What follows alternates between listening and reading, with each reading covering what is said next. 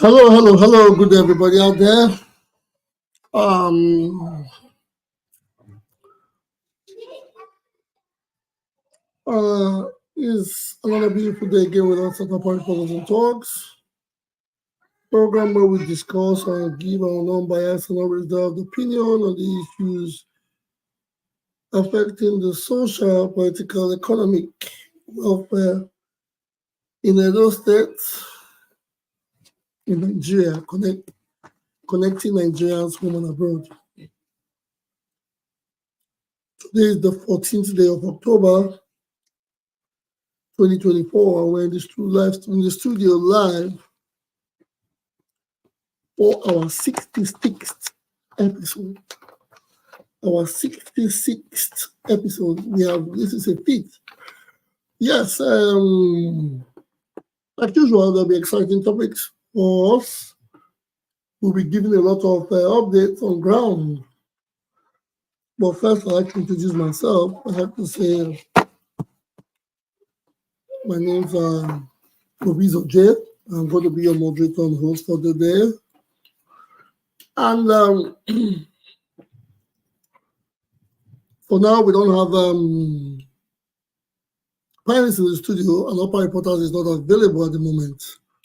But as we go further, he will come and we'll have more people in the studio. But first, I'd like to give our topics for today.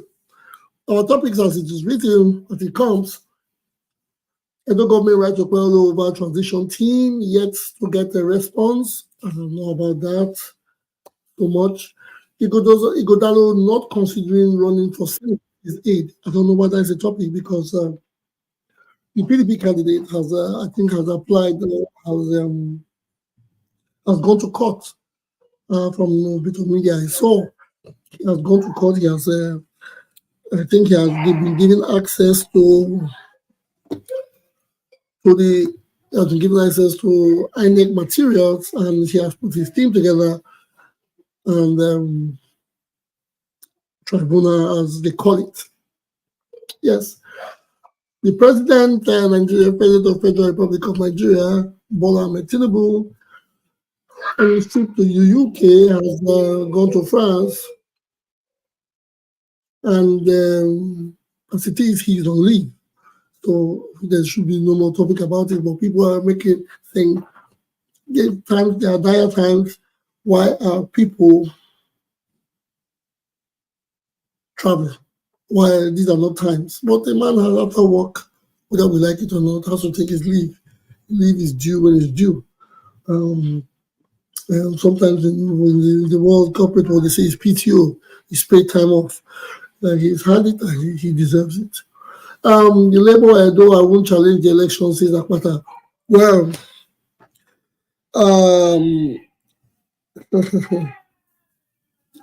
I think for some people, he doesn't feel there's much to challenge for, there's much to argue about.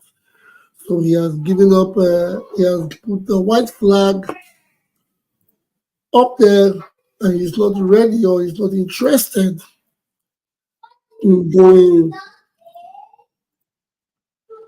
to court.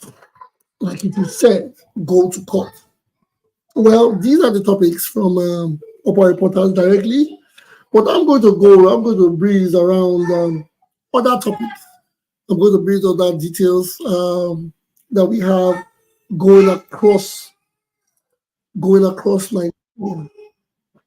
Well, on the media, there's been terrible things.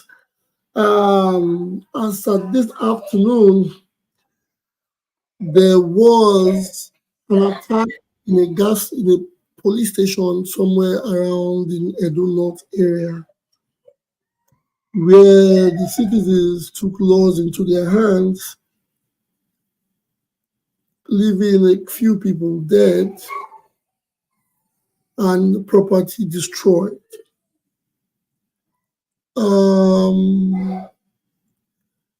This is another part of the things we have to, that the people are going through. It's not just the hardship, it is the insecurity the insecurity that has been on ground. Some weeks ago before the election, the ESN, I call it Edo State, the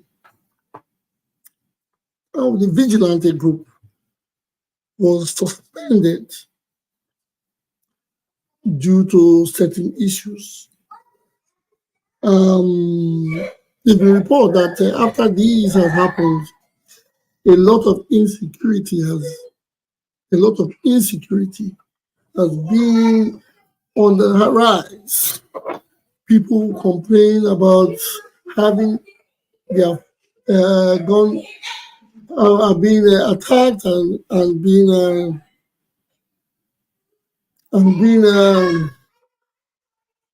they're being attacked and their goods scattered away with, even in the major part of the state. These are the little things we talk about. A lot of people thought, yes, they were going to be used for election purposes, but what about after the election? Why can't they restore these things? We know the Nigerian police is there for security purposes, but everybody should be a part of the security that the city needs. You do every little part. Security lights, security cameras, questions asked. I remember as a kid, when we were growing up, we knew everybody that lived on the same street with us, just like every other person knew who we were. So it took, like they say, it took the community to raise us. When I say this, when they see you on the street, when they see you somewhere, you might be playing soccer with your friends, and you see an elderly person coming through, we try to assist, we greet, they know, yes, we live on the same street. Yes, I know the parents, he knows my children. Those are part of the security that I believe the vigilante group are built on. We know people take advantage of power. People take a lot of advantage of authority because it happens. Now, corresponding with somebody from Lagos, Nigeria today, there's a bit of fuel shortages, and they are queues in gas stations or PMS. Let me be precise. Yes, PMS price has been 1,350 in Lagos, and there are shortages according to, I don't know if they're holding, but they have a bit of short queues in gas in petrol stations. Now, the people at the nozzle have become gods. The people, a lady or the man holding the nozzle, or the manager in charge of these gas petrol stations have been given power. So they're now acting like our governors and our senators and our presidents. They come with authority, they talk down on the people, they treat people that want to buy these products with money regardless. They treat them like they mean nothing. These are the things that trickle down in the society and affect all of us. When a person is giving authority, I'm using that as a case study as an example. I'm not trying to deviate from it. I'm trying to talk back into the vigilante groups that we have had. So some of these vigilante group members that were given authority took the power upon themselves and started the oppression, which a lot of people could fault them for. Because you have been given power by the governor, because you have been given an arm or you're given ammunition, you now think you have to trample upon Nigerians or the citizens. That is where the problem lies. But again, I'm not saying that in general, but I'm just talking about this insecurity in the land. The story I'm talking about happened in Edo North connects a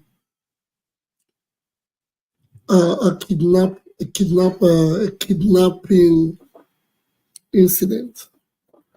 where it is sad to say where these perpetrators have been going, they've been on it for a while. And it's a small community. I know when things like this happen, a bit of tribalism comes into it.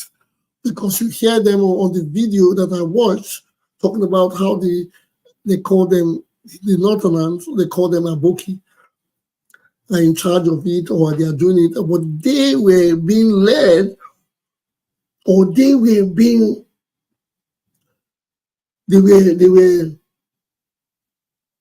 accomplices to a man that's said to live in that is from the same community.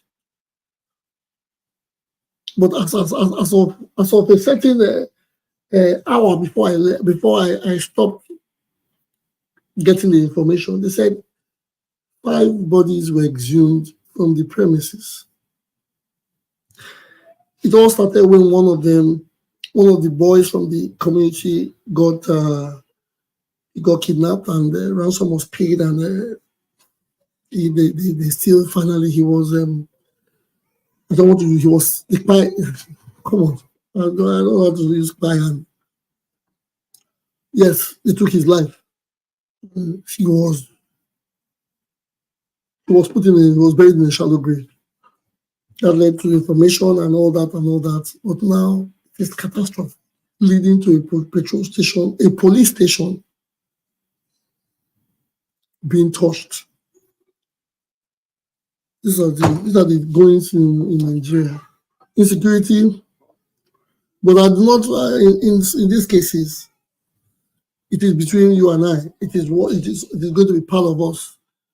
We don't have to come and say the president has to be in charge of everything. No. The governor has to be in charge of everything. Not completely, but the governor has the security votes for every year, every month. He probably received some 14 days ago. And if the security votes are used properly, I'm not saying they are not used properly, if they're used extensively, or if it trickles down to the judiciary and the security system, if these people, if there are consequences, a lot of people wouldn't go into such stuff. And besides, why go the length? It's like robbing someone and hurting the person. You're finally taking the person's stolen from the person. Now you have chosen to even take his life that you cannot create. That is not a good one at all. So those are the little things. Those are the little things we have to put in check. Those are the little things we have to see and talk about. Excuse me, I think we have a caller. Hello, do we have a caller? Hello? Hello? Hello? Hello? Okay. You see, what it is. The case goes on and on and on. We are a part of the system. And in our small ways, we must do our best to enhance all the security measures. We must do our best to enhance, no matter where we are. Most of us come to the program from diaspora, yes, but whatever it is, we should always do our little part to be a part of the security in our homes, in our communities, in our villages, in our hometown. Every day, every little thing counts. Because when we were young, I was not old enough. I was in secondary school and probably higher tertiary institution. They had older guys. Not like I couldn't represent everybody, every family, every building represented, or every compound that could use had a representative. and it was being rotated. So they were good times. The nightlife was beautiful. Although we hear these days, these people operate during the day. They sleep with us. When people go to bed, they go to bed. But they wake up in the morning and they become a part of the insecurity in the system. Just because they've been handed ammunition. Or they have worked for us, you and I. I don't want to start pointing fingers. Today is not the day to point fingers. Today is not the day to talk about. Upper reporters has come to a different level now. I don't want to hear about the transition of government from Obaseki to Ighodalo or Aswed going to court. That's why he's a very big lawyer. He can go to court. He owns the court. He has one of the biggest firms in Nigeria. We are lucky to have such a man from Edo State. Those are the kind of people we want as president. Those people that can single-handedly, I'm not advertising. I'm just saying, a man who has, on his own term, in his own capacity, built an empire for himself. That is what I pray for us, all of us watching the program now, people coming into the comments section, people doing everything. It is high time we put ourselves together to build ourselves an empire. An empire that will work. So governance will not look like the dream come true. Governance is supposed to be selfless. When you are coming to serve, you are coming to get sleepless night. You are coming to make an impact on ground. You are coming to ensure that you succeed more than your predecessor. That is how it ought to be. Rome was not built in a day. It took a long time for Rome to be built. But while this Rome was being built, a lot of selfless sacrifices were made. I was privy to a video some days ago, and a guy came and he was trying to define politics. I think the modern day insane definition has made the people think they are of a lower class. Politics has nothing to do with interest of self. It has all to do with interest of the people. A man that's vying for a political position is not going there for personal interest. He's not supposed to be going there for party interest. He's not supposed to be going there for elitist interest. No. He's supposed to be going there to serve the people. So he's going there for the people's interest. But it has been turned around. So everybody says, no, it's all about interest. It's all about politics. People try to play selfish roles and they call it politics. People try to play greedy standards and they say, and we are all smiling and say it's politics. No. These are not the way they should be. It is not right, it is not proper, it is wrong. And until we start to educate ourselves on these matters, we have to know the truth before we start getting misled. We have been misled too long. You tell you, no, he's trying to do it so he can become Senate president. You're already a senator, you want to be Senate president. Come on. Your wife and your children did not vote for you alone. A full community somewhere where you grow, where you said you were from, people you supposed to serve and represent, put you in there. Even if we know, okay, good, even it doesn't even matter. Okay, let's put it this way. Even if the people didn't vote for you, and INEC put you there, it's only a duty. But for the reason that INEC is not the INEC individual is from a society or from a community that has a family tree, you should know that there are people that you ought to serve. So even if you are going to just serve the INEC, the individual and his family or his extended village, good. it should be on record that at least you served. Not a senator going for 12 years and after 2 boreholes, he has nothing but fleet of cars in one of his edifice around the country. That is not politics. That's greed. That's selfish interest.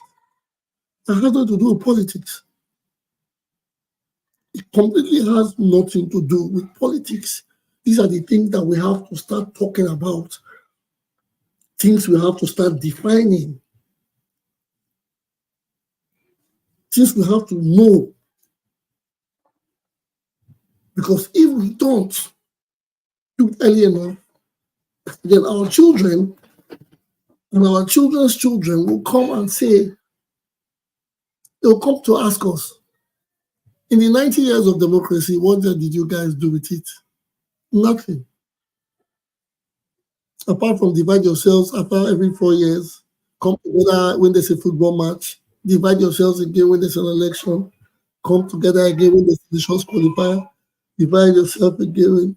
That's the rotation that has been since in the last 10 years or more. When it's time for election, we are for or against. When it's time for politics, we are for or against. When it's time for religion, we are for or against. Then if they want to make us calm, they come with Big Brother, which some people will bring unity to a set of people. Then they bring sports, which we are all a fan of. They try to do their best, set up to tell the people there's a Nations Cup. We all come together and get united again, forgetting that after that, there's going to be a big divide in front. So these people know what they are doing. It buys time for them, and we just fall in the circle. Now is the time. We have to educate ourselves. I don't want to talk. I'm not a motivational speaker. No. I'm just speaking as I want to speak from my heart and open, because I have the privilege of being in front of this camera, and I am lucky to have people watching and listening to me. So I think I want to use it well for the time that I have to be here. When I mean time I have to be here, time that I can use. The program is Upper Reporters. I'm just one of the lucky people to become a moderator in somebody's program. And I've been given the freedom to educate others and to get educated. So what's the best way I can do? What's the best thing I can do? Is to share and learn. And say the truth, even if, yes, it is good. But again, I'm not saying the truth because I want to make people feel bad, or I want to make people look bad, or I want to point out bad eggs. No. It's just letting us know that as life goes on, we need this time that we need to educate ourselves in every aspect. We cannot, yes, the government has to be a major integral part of our lives or our community. But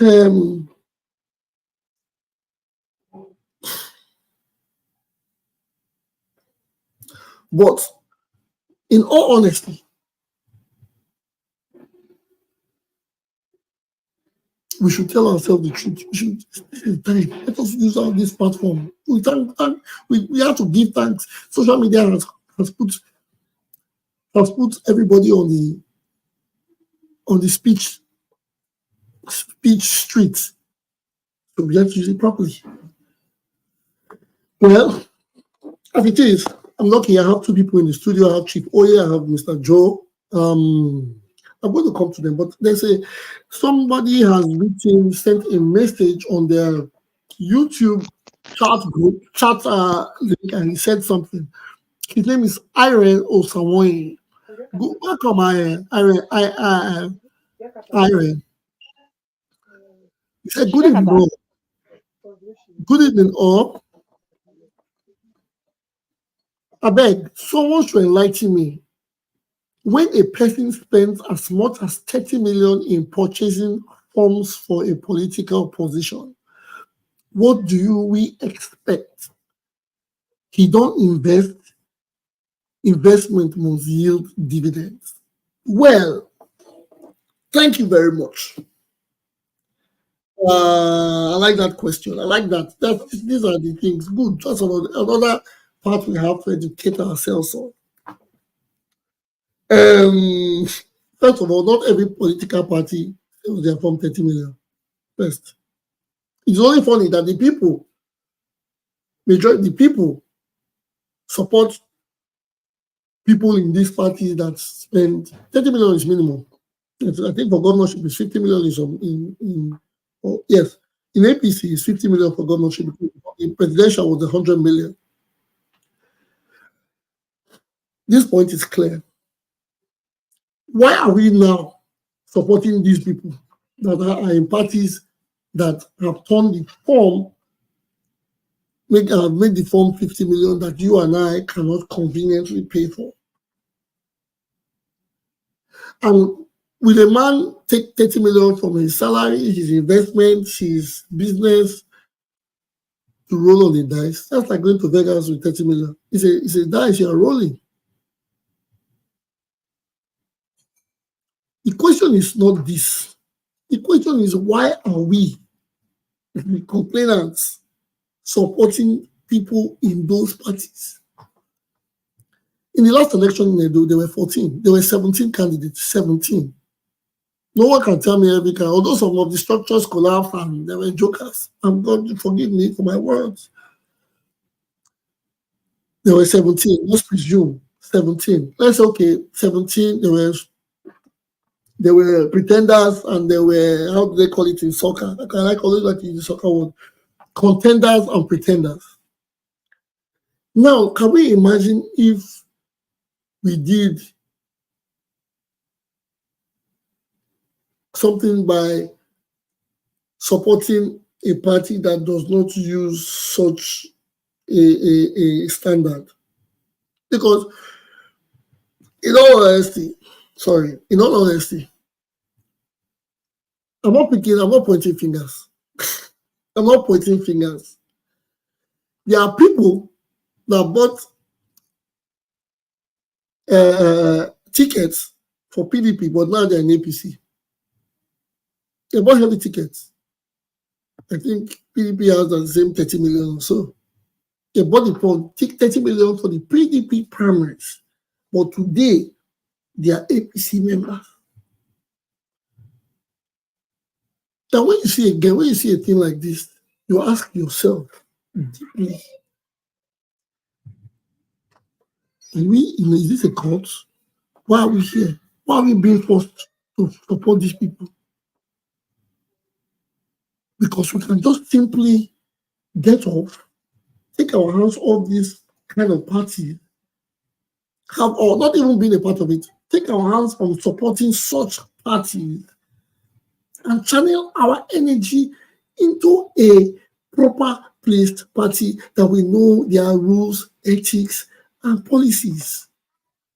It is simple. So that gives you the answer. Why are we supporting people that are trying to invest? It's a good question. 30 million for a form. The person has invested. So even if the person doesn't win, he's going to be number one on the chart. When they are playing the politics, instead of putting a real doctor to the Commissioner of Education or Commissioner of Health, they are going to start ticking the boxes. Oh, he bought a form. Oh, she decamped for me. Oh, she delivered for me. Oh, he delivered for me. Oh, they did this for me. Those are the people that are going to be online to pay back. Then you start having an engineer as a football NFA chairman. Then you start having a doctor as an environmental welfare chairman. Then you have if you have a mathematician as a commissioner of health. Because right now, in everybody that you have seen, there's no everybody that you want to pay back, there's no doctor there. So but you have to fill in the spaces. So we begin to put round holes round pegs in square holes. 4 years again, we'll come up to the show, we'll begin to support the same old people. So people who say it's hunger, it's hunger. Okay, even if when you were not thinking, before you were hungry, you were not thinking, now they've given you food. Is it not time for you to think after you have been fed? Or what you're thinking, I will get hungry again, so let me play the fool for life. Well, I don't know. Thank you very much for your comments. The comment is there. Please, I would want any people to respond to it. I will read the responses. I have given the little that I can give. I have two beautiful people in the studio, Chief Oye and Mr. Joe. Let me start with Chief Oye because she came first. Chief Oye, how are you doing today? Good evening. I'm fine, thank you. I'm happy to be here. How are you? Good evening. I'm good. Thank you for coming to the studio today. Good evening, everybody. Yes. Thank you. I've discussed on a very wide spread, but Mr. Osawanyi has come with a question. So I don't know, which would you like to deliberate on? Keith, the floor is yours.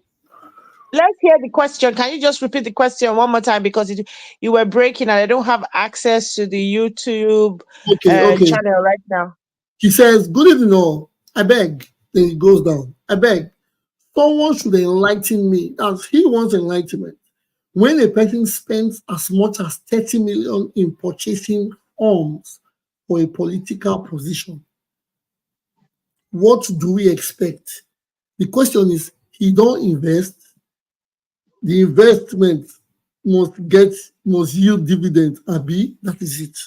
So what Absolutely. do you say?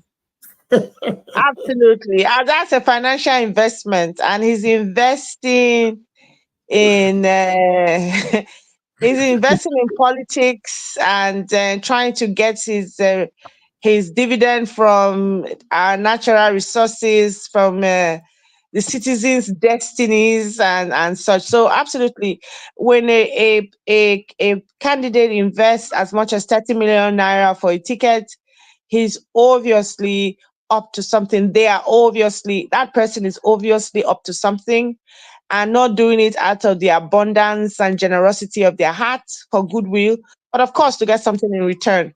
So when we see such people buying such exorbitant tickets, or I don't know how to so I think it's an act of desperation with an agenda.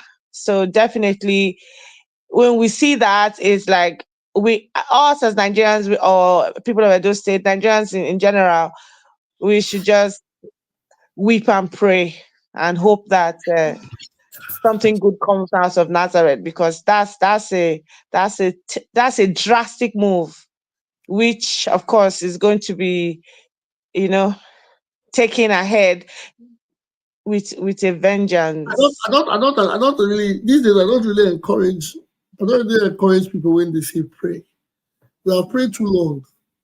Oh no. No. When I say pray, no. When I say pray, you say pray to the universe, pray to yourself, pray to Jesus, pray to your ancestors, whatever you believe in. There is a bigger power, right? So pray for goodwill, pray for hope. I always use that word hope. Pray for clarity, pray for justice and fairness. That's what I mean. I'm not meaning go and pray to your pastor or any of those mortal beings, but you can pray to yourself. You can, just goodwill. That's what I mean, with sense, and of course with wisdom, and just hope for the best. That's what I mean. Pray. I'm not saying pray blindly, because we are human beings. We need to pray and just hope for the best from whatever means that we believe in, or even from the mind, just good energy. Just expect what will bring, like I said. Do you remember the slogan "Renewed Hope"? Was that Jonathan? No, it was Buhari. Buhari came with hope, and the second time was renewed hope. I think Tinubu expanded it on renewed hope as well.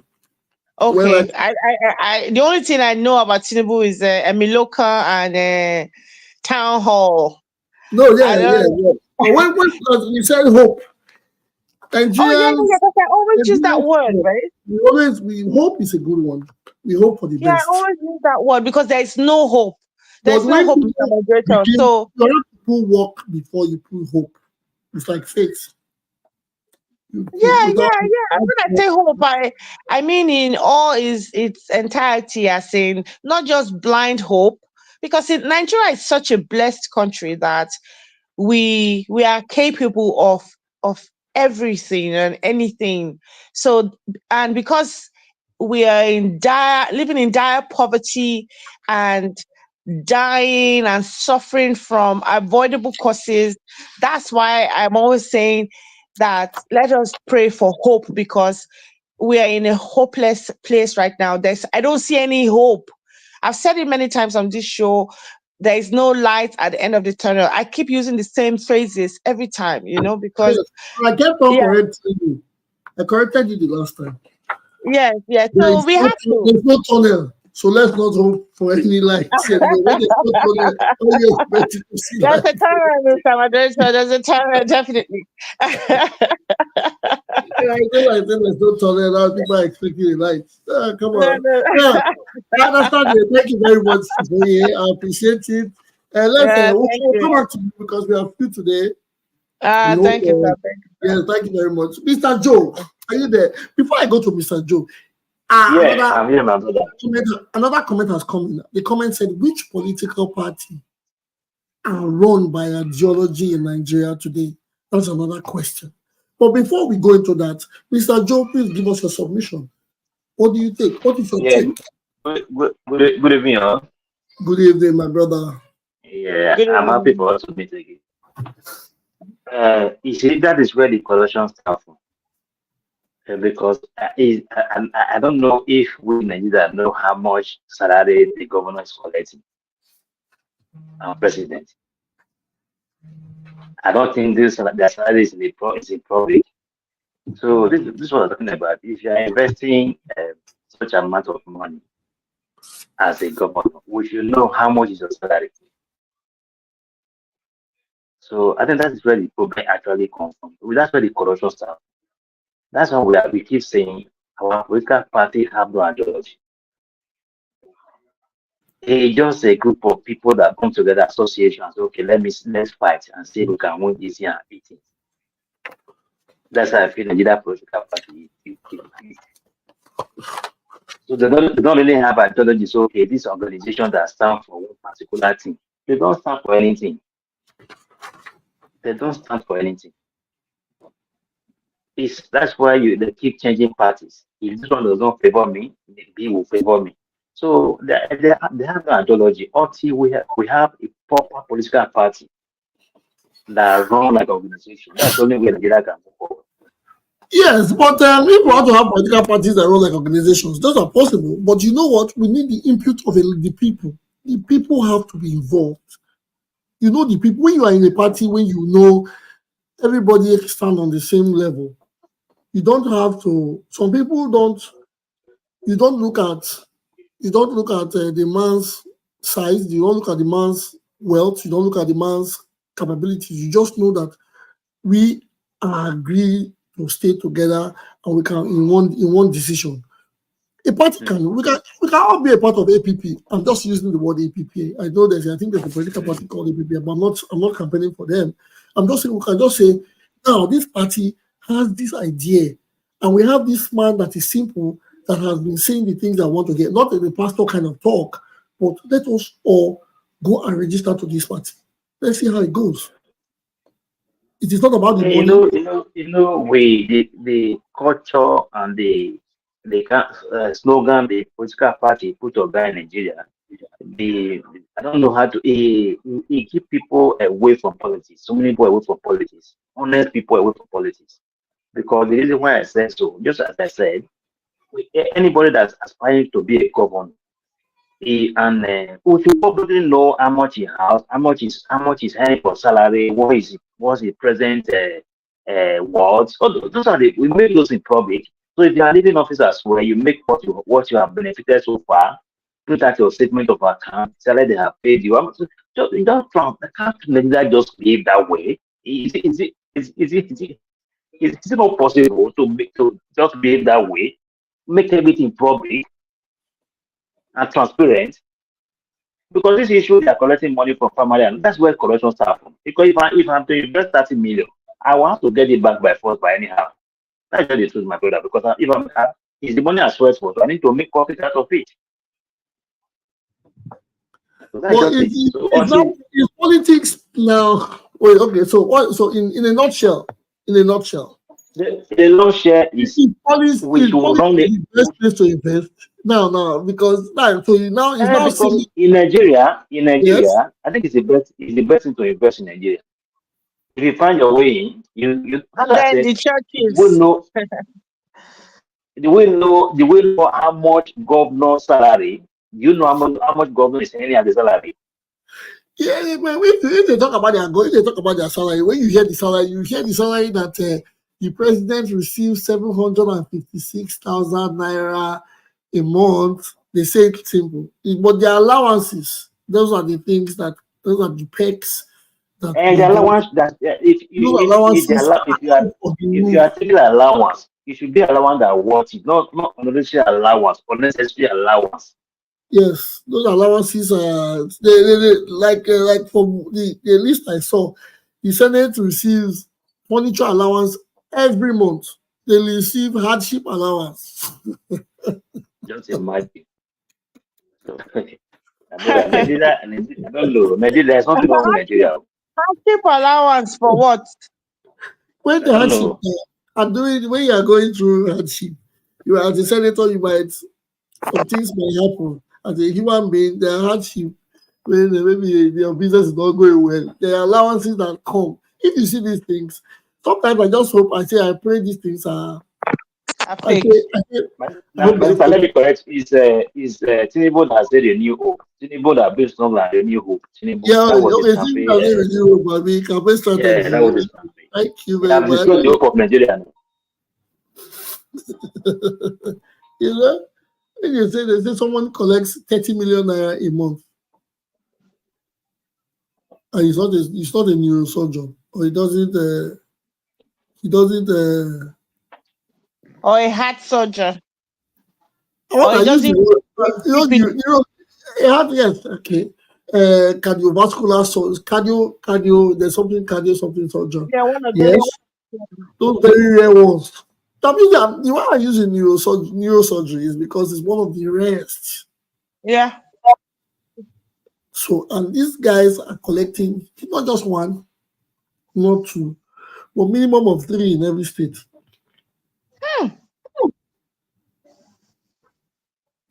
A minimum of 30 million for each of them. What are they doing with it? In the country where there's no electricity. A country, I'm not talking about the state, in a country. Then let's put that aside. Let's go into the security votes. Some states, some governors receive 500 million. Like I hear, those state governors receive 500 million every month. Unaccounted no, for. That's true. I don't think that's accurate. No, I'm telling you. All the security votes. You receive 500 million a month. Security votes, Edo State. It didn't start today. Security votes. 500 million every month. And it's not accounted for. So it's the money they'll give you for security or up and running there.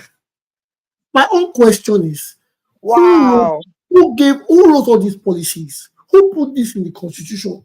Who? Let them bring them forward so we can ask them, why did you choose these figures?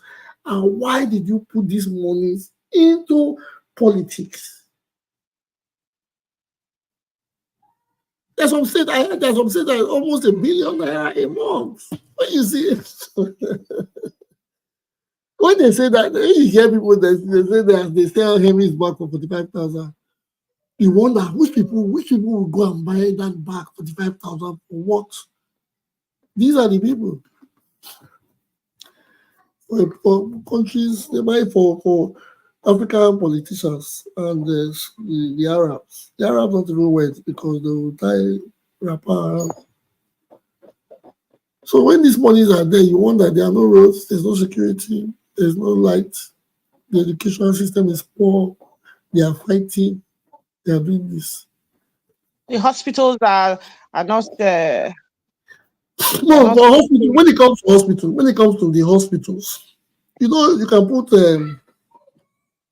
a beautiful airport, but when you put the workers that cannot, it wouldn't work. You can have a fine car, but the driver is not, it wouldn't work. You have a So very what do you big mean by that?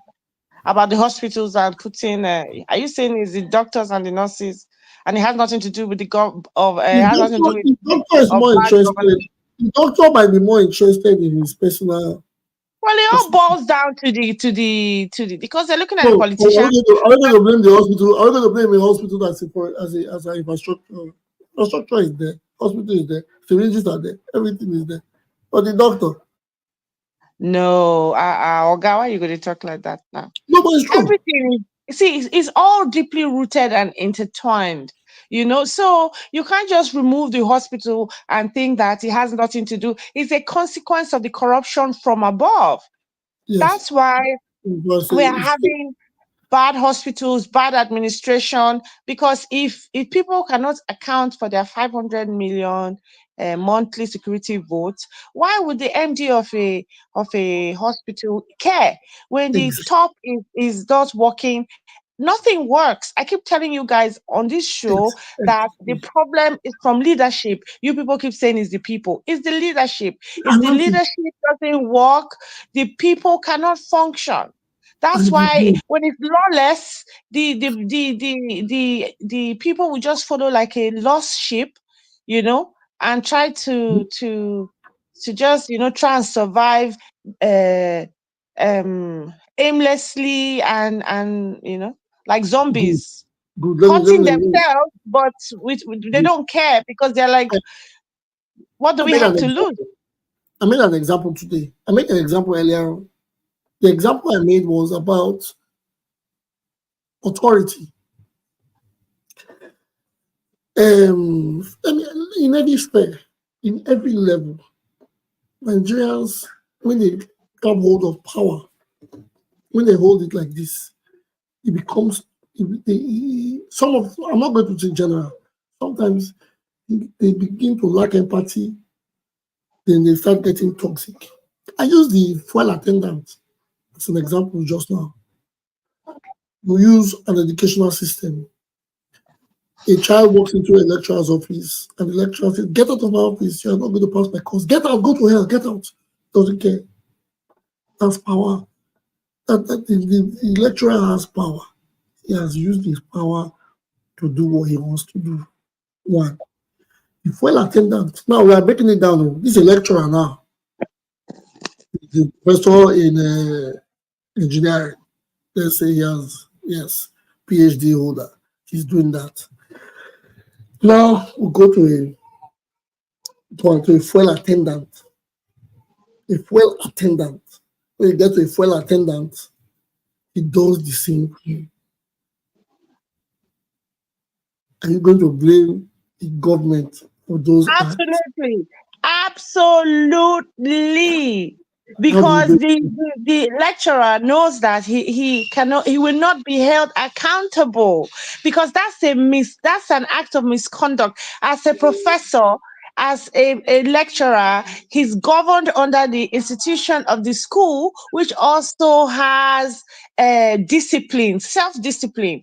And if you do that to a student, they can report you in in a system that works.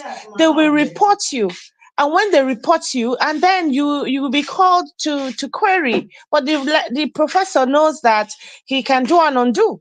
So that's why. And the reason why he's able to do that is because he knows that from the top, where people are going without being held accountable, he knows that he's not going to be held accountable. Good, And that good. it spirals down to the Fuel petrol attendant. attendant, who Good. is equally What if nonchalant. your brother does?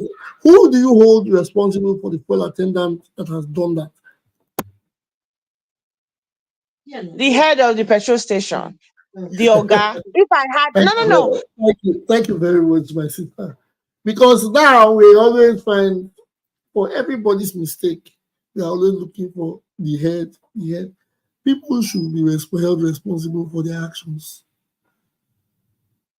We cannot keep on saying the governor has misappropriated funds, the president is supposed to hold him by the jugular. No. If flight attendant is misbehaving, probably the owner of the gas station is not in Lagos.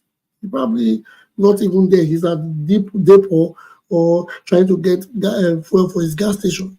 But the flight attendant is there. All she's doing the authority for is because she wants to make one or two extra cash. She wants to oppress so that she can be a goddess at that point in time.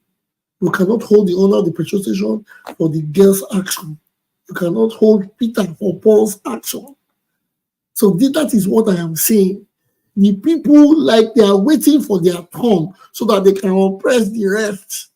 That is what our politicians are doing.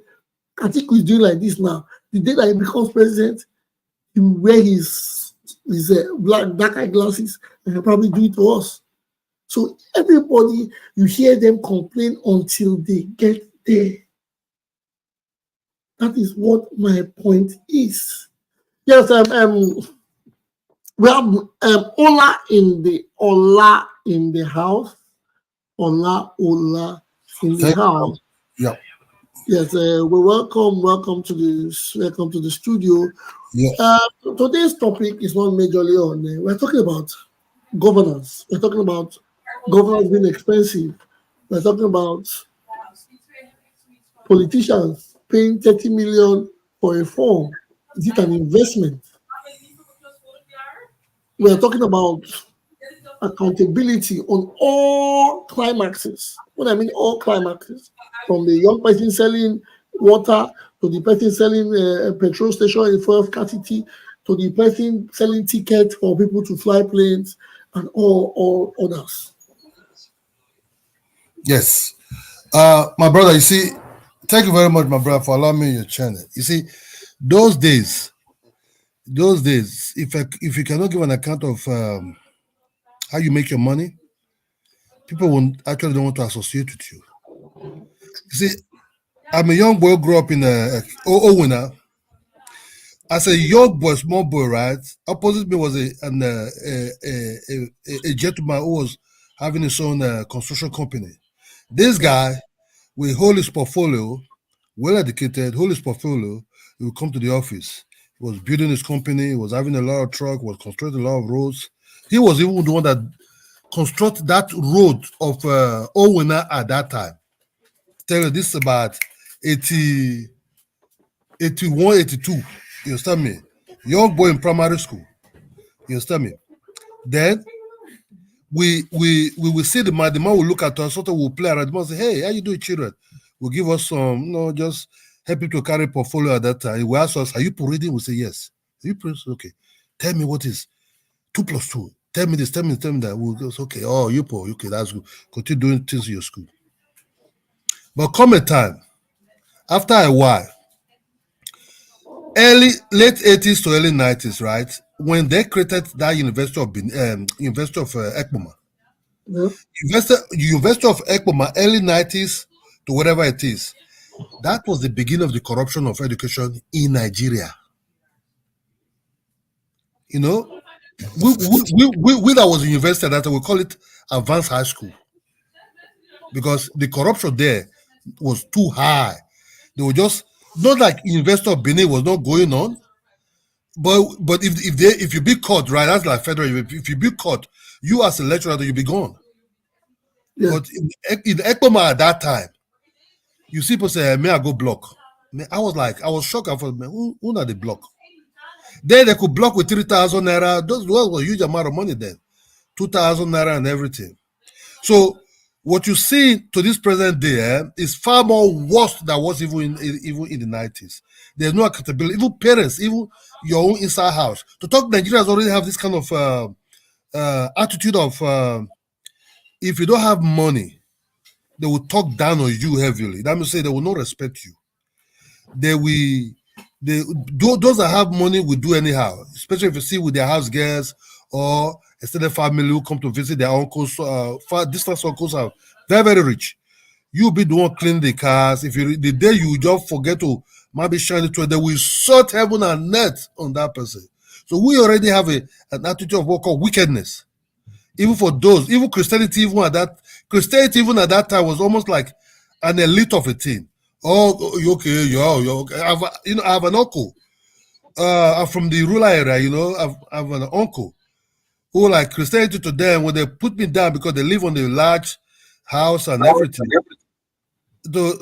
So they'll say, "Oh, your grandparents are voodoo worshippers." I'm like, okay.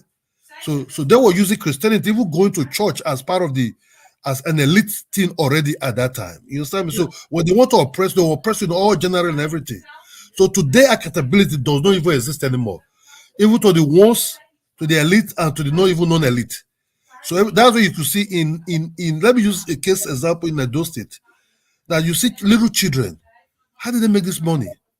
Some of them are like into evil things, nasty evil things. As long as that money, they don't care. I make the money. I don't care if I die tomorrow. You understand me? So not just so the government is even worse. Those are like bloodsuckers in the state account. The individuality and some of our mother and sisters that are supposed to direct our little ones how to behave is not even there because everything is about money. Look at Paul that day, you sit it down here. Look at this, you see that. When I left Nigeria in 1995, right, I traveled abroad. My mind was not on because my mind was not to come and build a mansion or drive or live get whatever it is. I just the shirt alone that make me say, man, I must know this Yankee. I must know this Yankee. Man, I first forget this Yankee. I must try to go there at school. But nowadays, right? If you live in the overseas, even when you do your best, they will be comparing with somebody. I'm saying they go abroad. Look at this person. That container that they bring come. Oh, but they will be putting pressure on you until you die. They will not give you, So if you're not stubborn in your mind, right? People in Nigeria will start putting pressure. They don't know how you eat. They don't know how you dress. They don't know if you even have a home or whatever's going on with you. If you even have a job, they don't give a damn. They just continue comparing you like what they're doing in Nigeria. Sometimes with their own with their children. So they say, what are they? See, they say this one they make now. You don't cast, don't do it. So they have this pressure and the corruption my brother, to clean that thing up. As what you said, until you're there. So even those that are living overseas, that work as a government, what we call council workers in Nigeria, in a place like abroad also, they have work of council workers who are doing tax and all these things. The moment you give them post in Nigeria, they'll be in abroad. They'll not be corrupt because they know they'll go to straight jail and they'll never get that kind of job anymore. Nobody will rent them anymore. But in Nigeria, you hear that the person is 20 something billion. That billion, somebody that brought to do a pension reform was even far reforming his own pocket than doing the pension reform in Nigeria. So the Nigerian cycle, that's what don't do it working. We have fake medicine, we have fake drinks. We notice genuine in Nigeria. If you buy a Coca-Cola, you don't know if you're drinking the original one or you're drinking the fake one.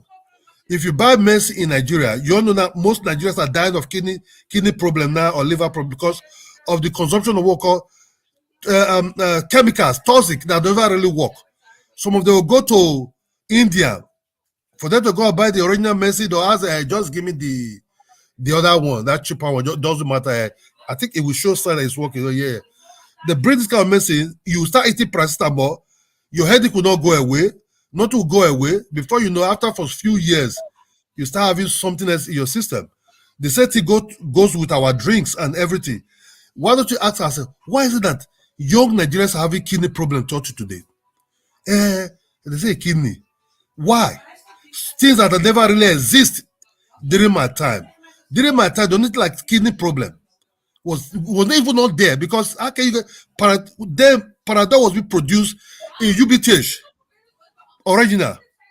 You understand me? Every medicine that was then in that general hospital in Benin at that time were all original. They are vitamins, they are what more, they are B complex, they are all kind of vitamins, all kind of medicines at that time. They are Coca-Cola, you know where it's coming from. You see it being loaded in the truck, being transported all over the state or Nigeria. You know, but now you see somebody say having one kind of fake thing in Aba, even when the government know that that is the zone the thing is coming from, they will not do nothing. Then tomorrow you hear that person, he's a billionaire. But killing is all people to be a billionaire. You understand me? If you go to a hotel in Nigeria, you lodge, you will not even boat to even ask, can I even get a juice? Because you don't know what it is. You'll be, do you have water? Even the water is fake. It's okay, this is water anyway. They will not change it. But those juice is full of chlorine. Even the water is not something they're not purified. It's just because there's clean water in a door, especially. Yeah, what I mean, at least, because when we're young, we used to drink from a public places. But this water, they don't even, it's just bottle and yeah, well, at least that one will not maybe might make you sick, give you some uncomfortable feeling, but that is not going to kill your kidney after some years, after 2 years or 3 years. You understand me? So a lot of our boys are like walking cops nowadays. They drink all this drink, they drink Coca-Cola for too long. Out of the blue, somebody knows just having this problem, but the government is not even not doing that because we don't have what call regulated body that can just walk into where take some of these medicines for chef, take some of this containers coming to Nigeria. Okay, let's check this thing. Hold on. After we do a test of this medicine, the real original medicine, before we allow you to carry your goods. Everybody want to be very rich. If you buy glove now in Nigeria, the glove will not even reach up to 1 week. All of them will blow off. You understand me? The glove I brought 5 years ago in my house in Nigeria is still working. But the one I bought in Nigeria, they're all gone within a week. The glove don't die. How? So we are people who are like shortcut. We lie a lot. We have no integrity. See what they're doing to us in abroad now. They don't respect us because where would I put full stop of this scamming? Babangida refused to do it at that time. With that teacher, they bring it out. Babangida refused to do it. How they doing it? Then we start glorifying the thing. The guy na G man, na G guy, na this because he's driving Mercedes Benz, driving G wagon. You that work hard for your money, they don't want to respect you anymore. Now for all these ones now, to boys coming from that side, bring this in because they want to make money at all cost to go to Nigeria and shine, but they don't want to work. My brother, look, I don't stay here now since 1995. I calculate time now. It take me almost about 10 years for me to even finish my house. 10 years. You understand? But I like it like that. I have rest of mind. I didn't hit nobody to collect nothing. I work hard to my shit. But you can see that people don't respect in Nigeria when you walk out with the boy. No, there is you. Not what you to think about it. You think about it. See that guy just coming now. So wait till they pull off. You were not there and see how many they go to the now 29 years there. So we don't get nothing. So this one, I know that's why people they suffer for Nigeria now. I don't get pity for them because they'll go collect 5,000 naira tomorrow. Come with the vote for somebody. Now Akpebholo they rule us now. People who know say will not know them be. People that brought Abu Saleh to be governor of Edo State at that time, they were not educated people. Educated people, illiterate at that time, they say no.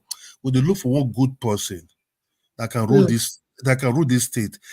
That's what they went to brought. Abu Saleh was not a police, but somebody went to brought him and said, look, come, you are a professor of pathology, you can rule this state. But now, what they're doing now, they're going to bring one, I don't understand, man, for somewhere I said, come, I'll sponsor you. Speak now, no. Person don't know what we call economists, you know what we call security. Even those who I call educated inside the issue, all of them don't suck, enter the same thing also. Now, I said to the bill, now how to share the money. Akpebholo, they get one name. Tire roll, everybody chop. In Nigeria police, this are tire roll, everybody eat. Now your own, you just day, man. As long as they eat, if with that election come, I bribe them, do whatever I want to do, I get there. The state, Akpebholo just, my brother, the whole thing is just very, very bad. For us to come out of this thing, our mindset need to change. But for that mindset to change will take very, very long time. But it's not going to change for the next 20 years or 30 years because I don't think the generation has gone already. Honestly, let's be honest. Yes, The what? yes, What? yes. The election? The generation has gone already. We can't, Oh, the there's nothing you can say.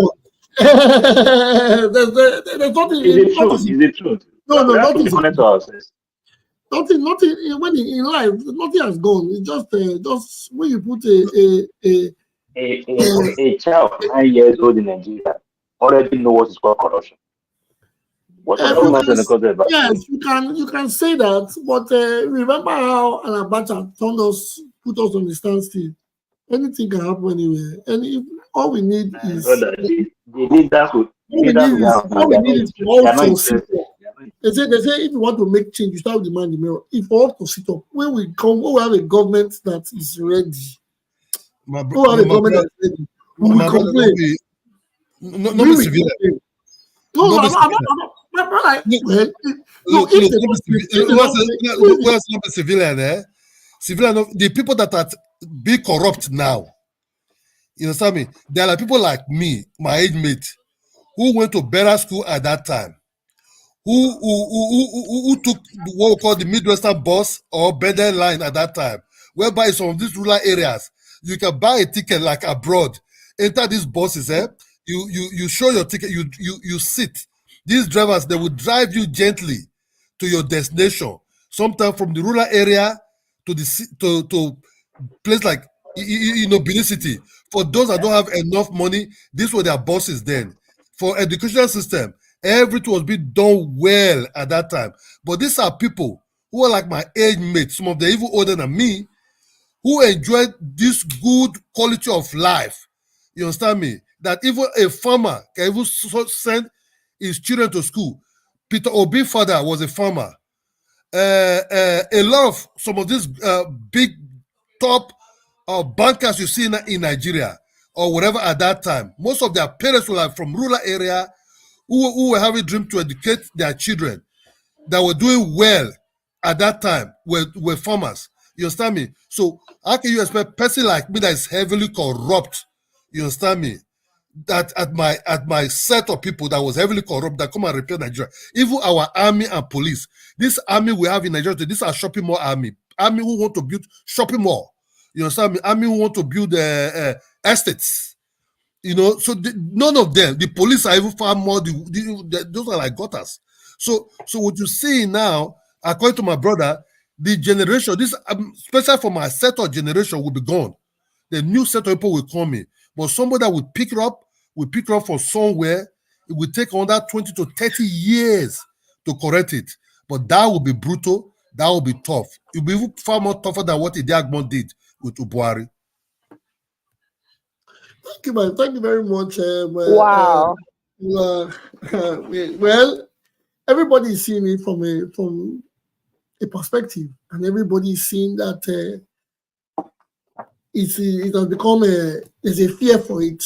But like I always believe, I have this belief that it's not going to get so bad. It is bad, but it's not going to get worse. It's not going to get worse than it can be. All of us it will take one or two persons to have the whole thing corrected. A lot of people say, yes, politics can do it, democracy can do it, civilian cannot do it. It takes a human being to change it. I want to reiterate on my last submission from Friday.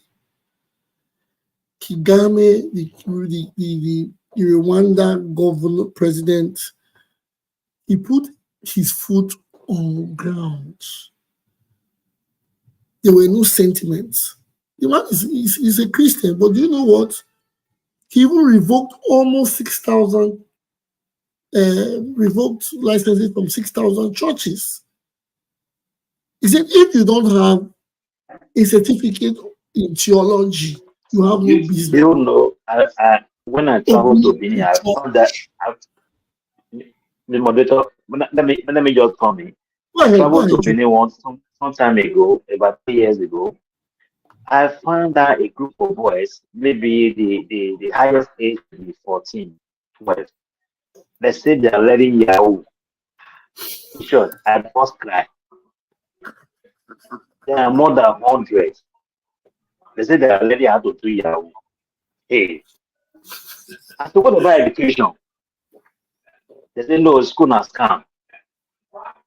Hey, I both cry. I said, so what? Where are we going from here? As already at age of 12, 10, you already know school is a scam. Okay. I said, well, and that's why I keep saying this generation is gone. I know what I'm saying. This generation is gone. We can't do anything Yes, Nigeria. It's gone. all those things we understand. Those things happen. It's gone. But It's gone. That moral. I remember in secondary school those days. As age of 14, 15, you still carry cutlass to school to go and trade. You give if you misbehave, they'll give you portion, B portion. You'll be giving you B portion, principal will give you B portion. you can every man's dictator, another man, Niger man, one man dictator is another man's freedom fighter. People call Che Guevara, they can say Che Guevara was a dictator, they can say Thomas Sankara was a dictator, but these people were still people's freedom fighters. So If you just want, if just Nigeria, even your old brother today, if you find out something online of 20,000, say him, so I find this online 20,000, send him 20,000. They will say no, maybe you're just online, but this guy is 40,000. Where is the moral? Where is the moral? yeah, well, it goes down to individual. It goes down to individual. Honestly, you have this honest person in Nigeria. Very difficult. Because now, if you say a 14-year-old boy, okay, you see children that don't want to go to school. First of all, foremost, what's a law? Anybody from the range of social time to social time, if you're not in school, you do 6 months in a military barrack. 6 months with hard work. It's not jail term, it's correction. They said they are learning Yahoo. I say, what is Yes, Yahoo? that's what I'm saying. Now, you give these people this time. You said what we should do? The way it will work. Because the way I see that will work, you can call me a dictator. If I'm governor of Edo State, I will pass a bill. Every child from 5 years to 16 years, or 5 years to 15 years, because I think from 16 you are an adult. From 5 years to 15 years must be in school. You must not be found selling. We don't care if you are from another part of the country. You must not be found begging. You must not be found doing any other thing, even in school uniform, and you're not in class from 8 p.m. You know, those children, their parents are involved. Not just the children, though. The parents encourage them. You know what the government is? I will put the resources into such things. And yes, they can hate me. But it's what I will do. Education is a must. It's not about parents involved. Madam, you have a business, go and sort out how you take your children. Children are not going to be on business. It's going to be very dreadful. It's going to be very hard. But every child from 5 years to 15 years must be in school and must be in a good school. That is it. Let us have bad roads, let us have bad hospitals, let us have bad everything. But every child from 5 years, if a child is found at Ring Road by 10 o'clock in the morning or 11 o'clock doing otherwise, the parents will be held liable. If any child is found at home, there'll be records. I think when you implement those laws, that's how it starts. That is how it starts. Then you can now hear 14 years. Those people 14 years, the people that when you deal with them, you know, man, when you deal with them, there'll be punishment. It's not like they are going to be nothing have to involve jail or police. No, you take these people now, you take them to go and do special time. You create a place in a military barrack every morning. They'll put them in the school system in their military barrack. Then they'll be going to school for 6 months, even if you still in a Kawan road. That's what you'll be attending every morning. We can do it, but we are more interested in fiscal policy. How can we bring investment to Nigeria? How can we bring petrol down to 1 million? We are forgetting about the human development. Human development in Nigeria is zero. I say it again. That's why you can build a hospital and the doctors, and an educated doctor will be acting like he's from the jungle. That's why you build beautiful hospitals or beautiful universities. The lecturers are acting like devils. The lecturer that does not even come to class, he doesn't even care. You still come to him, he would molest, he will maltreat. Then we will leave them. We'll say, no. And Tinubu said, Tinubu did not say. No. Education. Because if more majority of people are educated, we will not be where we are today, honestly. Education is power.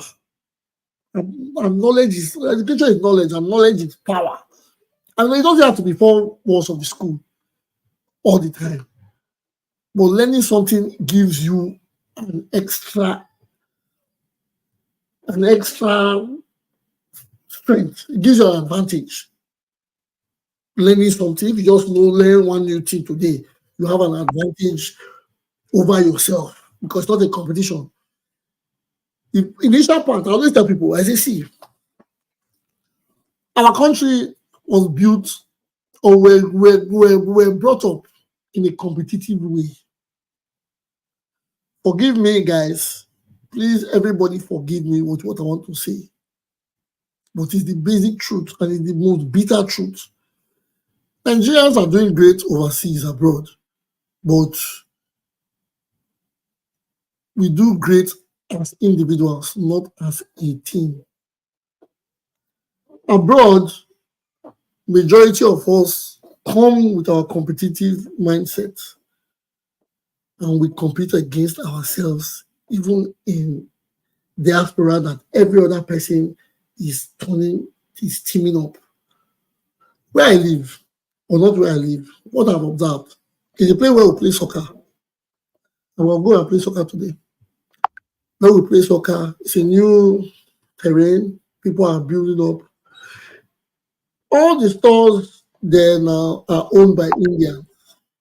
The Indian hashtag, Indian bazaar, Indian market, Indian, or you go to one part of the town, it's like all the stores, India. These people gather themselves. They live from one house, they'll buy it, they'll buy the next house. And you go to a place, they have the 10 houses, or you see them, they have 15 houses on the stretch. You know why? The team to do it. But we as a people, I said you guys can hit you. I'll ask for apologies. When we come abroad, Mr. Ola said it. They will ask you, say, no, be your mate. Be Johnson, they bring container, come. Then the guy here that be taking container, you feel, I'm doing better than him. Yes, that's the way. Sometimes they will burn bridges because you can come to tell him, please, where can I get registration for my vehicle? Or where can I just came, how can I rent a place? They begin to sell you fear. I said, forgive me. I'm just saying it. It's an observation that I have that a lot of people don't even say sometimes. But that is how that is the strength. Because a lot of people feel, I believe a lot of people want to be head over others. Just like our lecturers, just like our doctors, just like our governors, just like our pastors. Not like some of our friends. When you come into a team, say, okay, let's come together as a team. The guy say, I want to be captain. Or, okay, I brought the ball. Let me bring the ball. They must choose me first. Okay, we know you cannot play better than Paul. But why would they pick you first? Is it because you brought the ball? Okay, yes, that's it. That is not supposed to be so. We have to pick the best team. In our football, they do it in Nigeria. You hear that they'll tell the coach that he should play Johnson. But JJ is there. And JJ plays better than Johnson. So that mindset, until we start to educate ourselves, that's education. We start to educate ourselves that you must not carry first. Be a better part of you. Don't be a better part of John. I don't have to be better than Joe or Ola to succeed. No, I have to be a better part of Obizo J. Obizo J is 90% today. Tomorrow, Obizo J has to learn more, do more, so Obizo J can be 93 tomorrow. That is it. But we have been built to carry first. So it now becomes a competition. When you are writing the exam, people will close their paper. They don't want to teach. When you go ask somebody that you know, say, please, how can I do this? He will mislead you. Or he will sell you fear. He feels if he tells you in a class, you will pass it. That is what we were brought up with. And that is terrible for the educational system. Abroad, they don't do first or last. Every child is a winner. It's only the teacher fails if the class does not, if the child does not pass. The teacher has failed. The teacher will tell you, I have failed. I've not done my work. For this child to fail, I have failed. For this child not to pass, I have failed. But in Nigeria, the child will fail, the teacher will be laughing you, no, you will not make it. Come on, man. No, it's the truth. It is the truth. That's how we start. So become competitive. Your tenant you have a tenant, your tenant will be praying. I want to have money so that I can buy my landlord's house, so I can drive his wife. The wife is disrespecting me. I'll just make it, or I'll go and buy a big one, and I will insult them. Or tomorrow I see the children coming from school, I will not carry them with my Jeep. After all, the landlord used to insult me. Those are the things. I will go to church every Sunday. We are religious, we are spiritual, we know how to kabash. But it's in us. These are and you know the truth. Some people can't complain. Just give them the power, give them the money. To start talking about Shomole and Akpabio, to forget themselves in Islam, forget where they're coming from. To forget completely. Then the ones that want to readjust will be like, they will be silent. When they see injustice, when they see manipulations, they turn a blind eye. Because they don't want to be involved, or they feel okay. Some of them now, if it happens for them to talk, they'll be like, well, it is politics. Yes, no, it is not politics. It is a tool for destroying a society. And when it continues like that, we end up in a ghastly affair. No country was built like that. No country in the world. None. To say, okay, let's accept. Don't worry. Okay. God did. Even the people that brought Christianity to us did not tell us God did. It's only we that will say, okay, God did. Okay, God, it's okay, God did. Don't worry. You go, I'm telling you, don't worry, go so reach your tongue. Don't worry, reach your tongue. Do them the same thing. So it is time. It is time. And the only way I can do it is education. Education. That is it.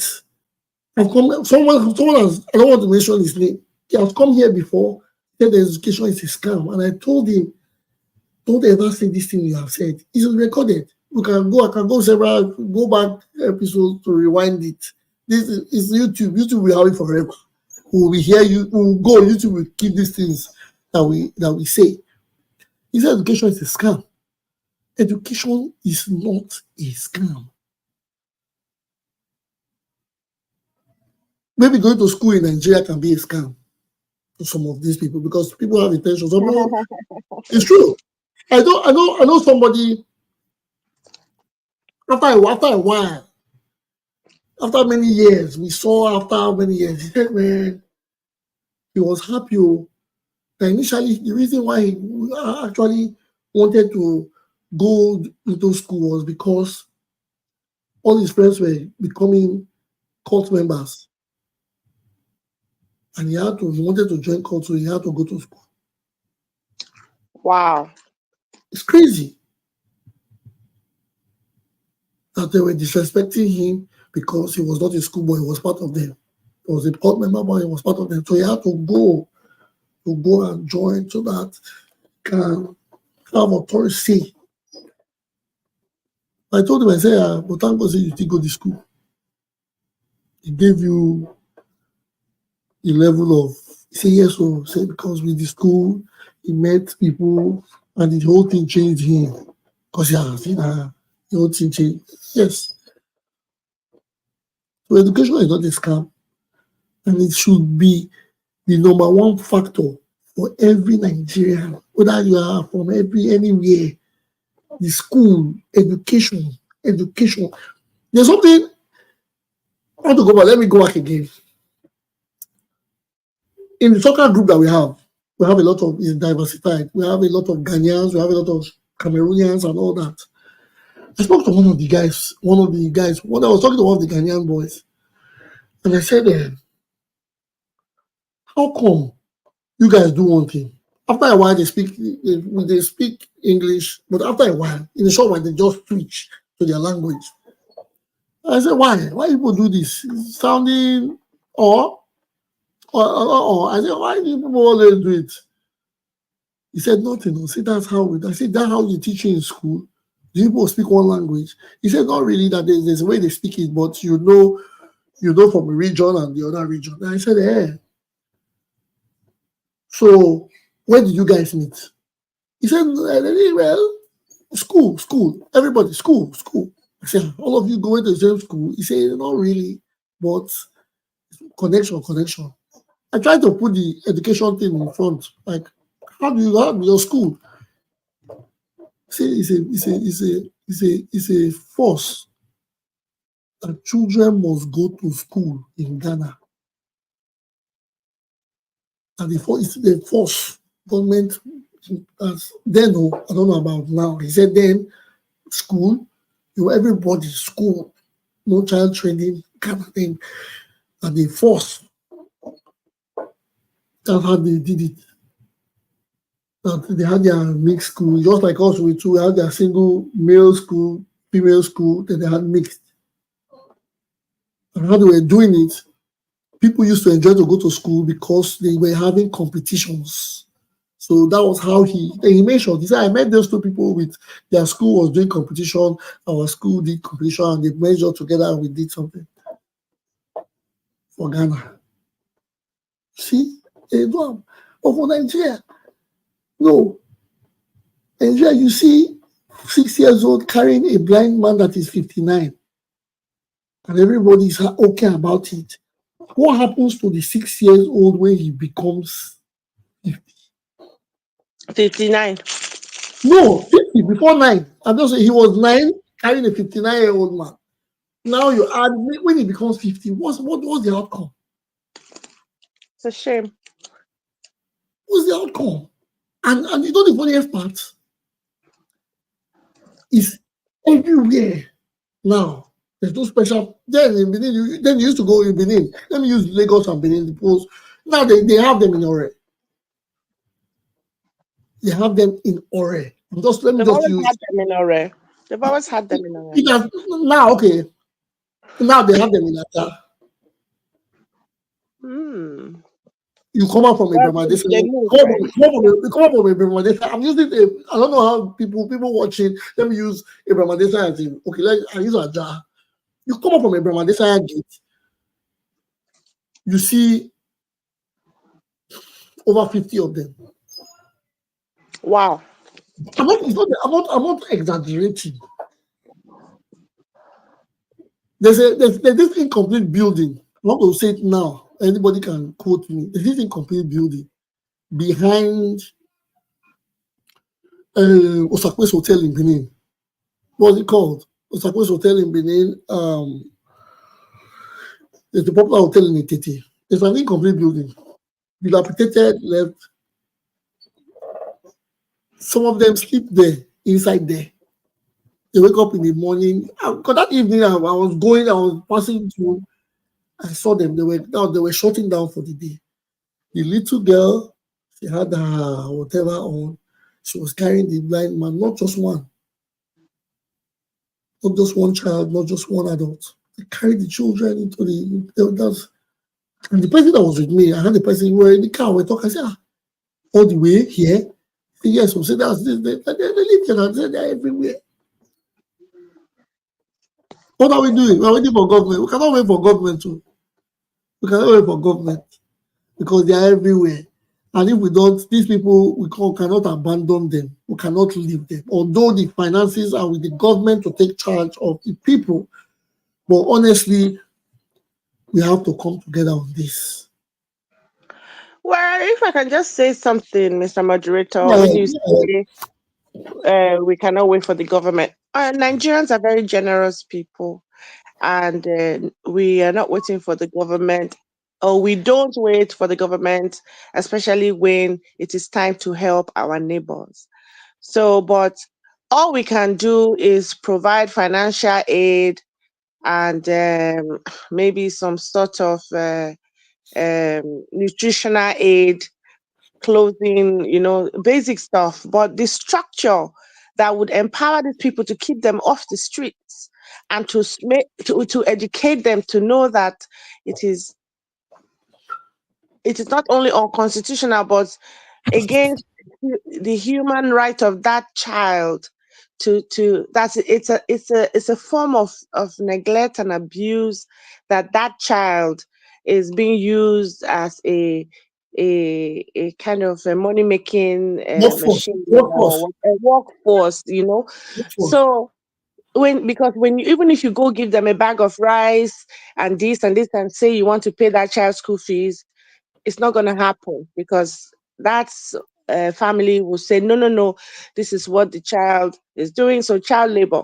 So when Nigerians are doing that, they need the government to enforce these laws to keep those children, to protect those children, because the neighbor who can provide food will, even if the parents agree to say, oh, pay our child school fees, is only temporal, because at the end, the child will not go to school, they will not show up, they find a way they move. There's so many stories. So that is the government. I always say it's the government. Yes, that. Thank you for that. That is the government. The government need to put policy. But when the government is listening to, they say the word of the people are the words of God, or the word of the people. I'll go come. Oshiomhole tried to do it at some point. No, there's something trying. What is trying? That is what I don't want to hear about. He did it at some point, but it was shortly. I remember correctly. It should be a policy. It should be a bill. The policy is there, but it's not enforced. If they can pass a bill to receive their constitutional rights, finances, but it doesn't fail, or a bill was passed or has been passed for their pension, which they receive afterward. A bill on education should be key. It's a policy I'm sure it's there. If it was, it is to enact it. Or if it was, it's not there. I've said it time and time again that we are living in a lawless country where our laws are worthless because they are not enforced by the people that we have voted to in power, or the people who have stolen our votes, or the people who have found themselves there, the elite, So the only time the system will work is when they lead by example, So I've said that countless times. So when there's and I've been wanting to say this all evening. So when you put, going back to the question somebody asked on YouTube, when you put the ticket for 30 million, the people who put the ticket for 30 million are the big boys, and they don't want the common lecturer, the common man who is the lecturer, who is earning 100,000 a month, to say that I can rule, because the people might support that person. Because Ola said it, right? Is it Ola or Joe that said it was the people who put Ambusali there? So these elite people, they don't want that, because the people cannot fund 30 million, cannot invest. They don't have that. So that's why they put these application forms or tickets for such ridiculous amounts. So only them can afford it. So that's another way to keep the circle of power amongst a limited group, So I don't know how, like I said, again, I don't see any light at the end of the tunnel. So there's no hope. There's no hope. That's There's what no is saying. This generation is gone. Maybe next generation, I don't know. But generation I'm witnessing today. I don't say anything, my brother, because I remember vividly. You see, those days when we were AAU, I used to go to the village and type rubber to come and pay school fees, because I need the education. I needed the education, so I have to struggle to get it. But you see, children don't care. They don't struggle to get it. They don't care. It baffles me. I don't know where we lost it, because the value have actually dropped to 0%. Absolutely. We have to be honest to ourselves. They have dropped to 0%. Below zero, whatever that is. Because let me tell you, education is the key of moral. I keep saying it. Education is the key of life for me. Most of the discipline we get it from school. If I see my principal, I'm afraid of my principal more than my dad. But my principal, I will be afraid of my principal. But my dad, I don't care. But when I see my principal, I will look down and greet, because I see the principal as a semi-god. My brother, the Chinese people become superpower because of their education. They send their children to school to study.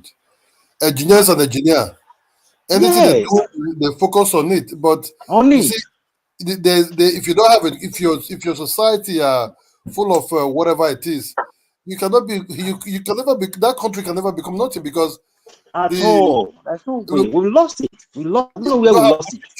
We don't even have good teachers. The teachers you see now in some of these primary schools, even government primary school, they're brought there by true mass, as I mentioned, malpractice. Some of them cannot even write their names. How do you forget here? You understand me? So you don't expect a teacher that actually is not a real teacher, but is teaching children how to. He just sitting down there doing nonsense. For them to focus on education, what are they giving us to start watching? Children, Nigeria, and what they call big Niger, whatever, Big Brother. Yeah, that's just sad. Yeah. Whether is it internet that destroys internet? I don't know. But I keep saying it. Are we the only people with the internet? What do you want me to say? Does China not have internet? Because the other countries don't have internet. China has restricted internet, but China do have internet. China does not care about the restrictions. What you bring to the table. China has the manpower. They have the highest people. China, they are very disciplined. They are very disciplined. Very disciplined. Very disciplined. It's not just China. It's not just China. Around the Asian area. Yeah, the Japanese are even the most disciplined. And the Koreans. People that went to World Cup, they went to World Cup. After the match, they were cleaning the stadium. It wasn't their country. Their country did not host. It was their country that played. When they finished playing, After people had left, the Asian people started cleaning the stadium because for them you cannot.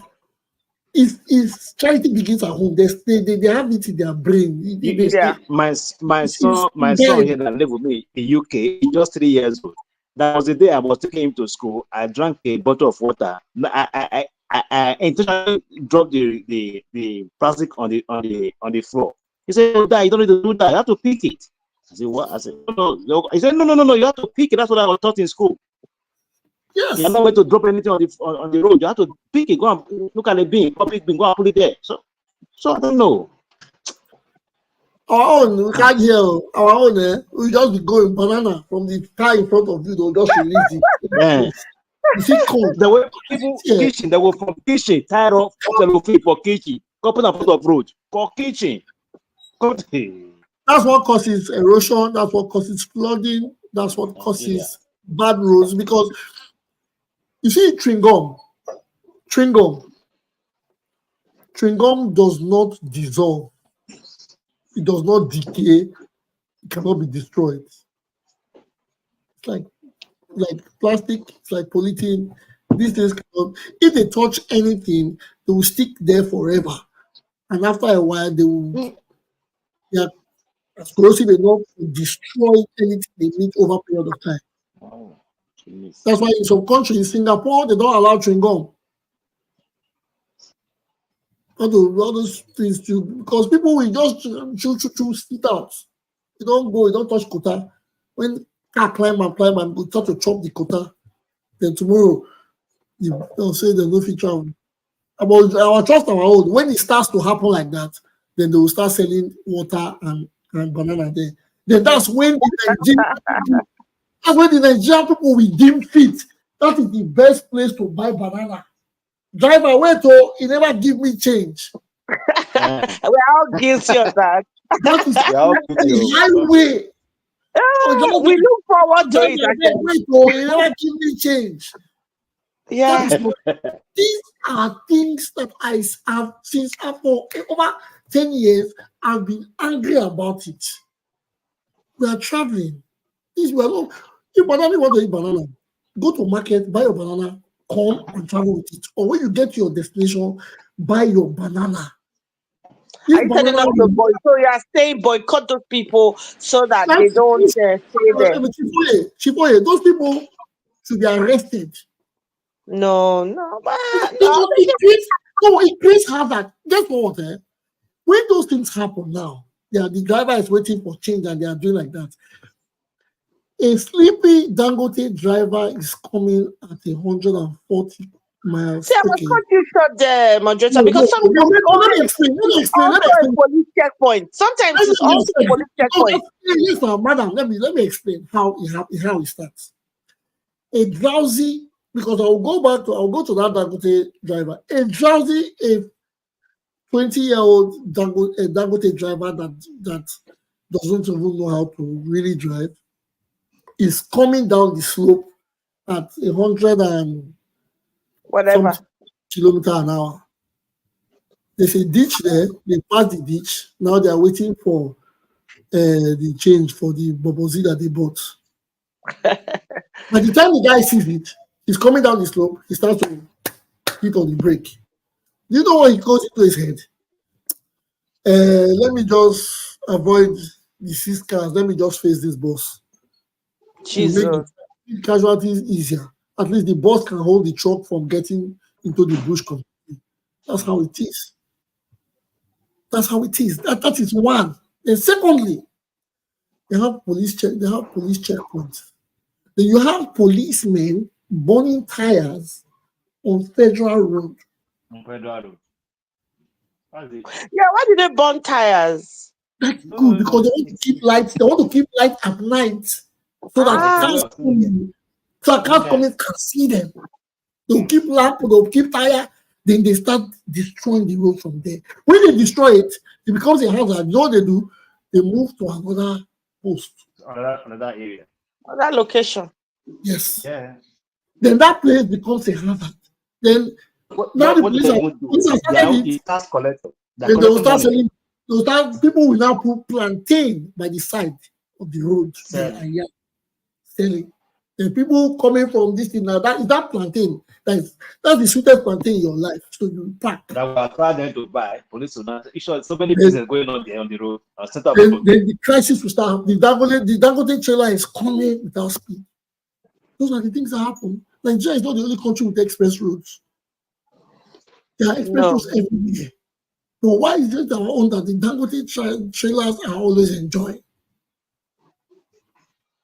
And if you talk now, they'll say the road wants blood, they want sacrifice. Now, because they will not get those days, those days, 85, 84, 86, there's what we call highway policemen.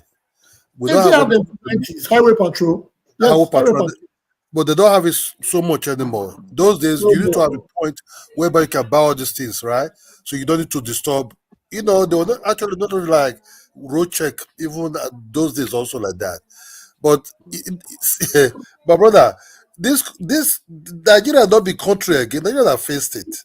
We just talk about that. You said Nigeria don't get the petrol. Imagine say Dangote when Dangote the vest, he said the petrol that they bring come. Say that one of the most lowest quality. No, that make people car for engine they destroy. Let's see this one. Person went to give Dangote refinery in the residential territory because they're the owner of Lagos, where there's hybrid houses, where there's everything. I say, okay, Dangote, own your refinery here. You didn't even consider the pollution. Okay, these are the hybrid area, these are everything. You just say, okay, then Nigeria started doing advertisement. Oh, an apartment, 2-bedroom apartment for Dangote refinery. I didn't advertise. You know the strategy there. The strategy there. First of all, the refinery has a wonderful location. First of all, let us if I may ask, where is the location? it's in Ekpe, like I know to Ekpe. Ighodalo. Ibejuleki. You go to there used to be a beach there before or after the beach because you know why? The location there, the refinery is not far from the river, that river, which enhances good spots out of town, outskirts. Is that area out of town? It's not out of town. It used to be out of town, but the global meet up now. People now use the people. They are using the people now. They'll tell you they sell land there and plots. And our Nigerians are going to buy. You want to leave the refinery? You know what you'll be hearing. Yeah. Anything 50 kilometers to that place. You see that person. You know what you'll be. It's public junction. 10 years when we see people in Lekki. From Akudo junction to that refinery, nobody is supposed to be there. No, but why would they give Dangote the license to open a refinery in that area? There's nothing wrong to open in the area. There's nothing wrong to open in the area. It's part of the Nigeria system now. I was in Lekki once or twice. In Lekki, what's the so-called Ekpe Expressway, right? Yeah. It's not too far from all those in Lekki Phase 1, Banana. No, it's not far.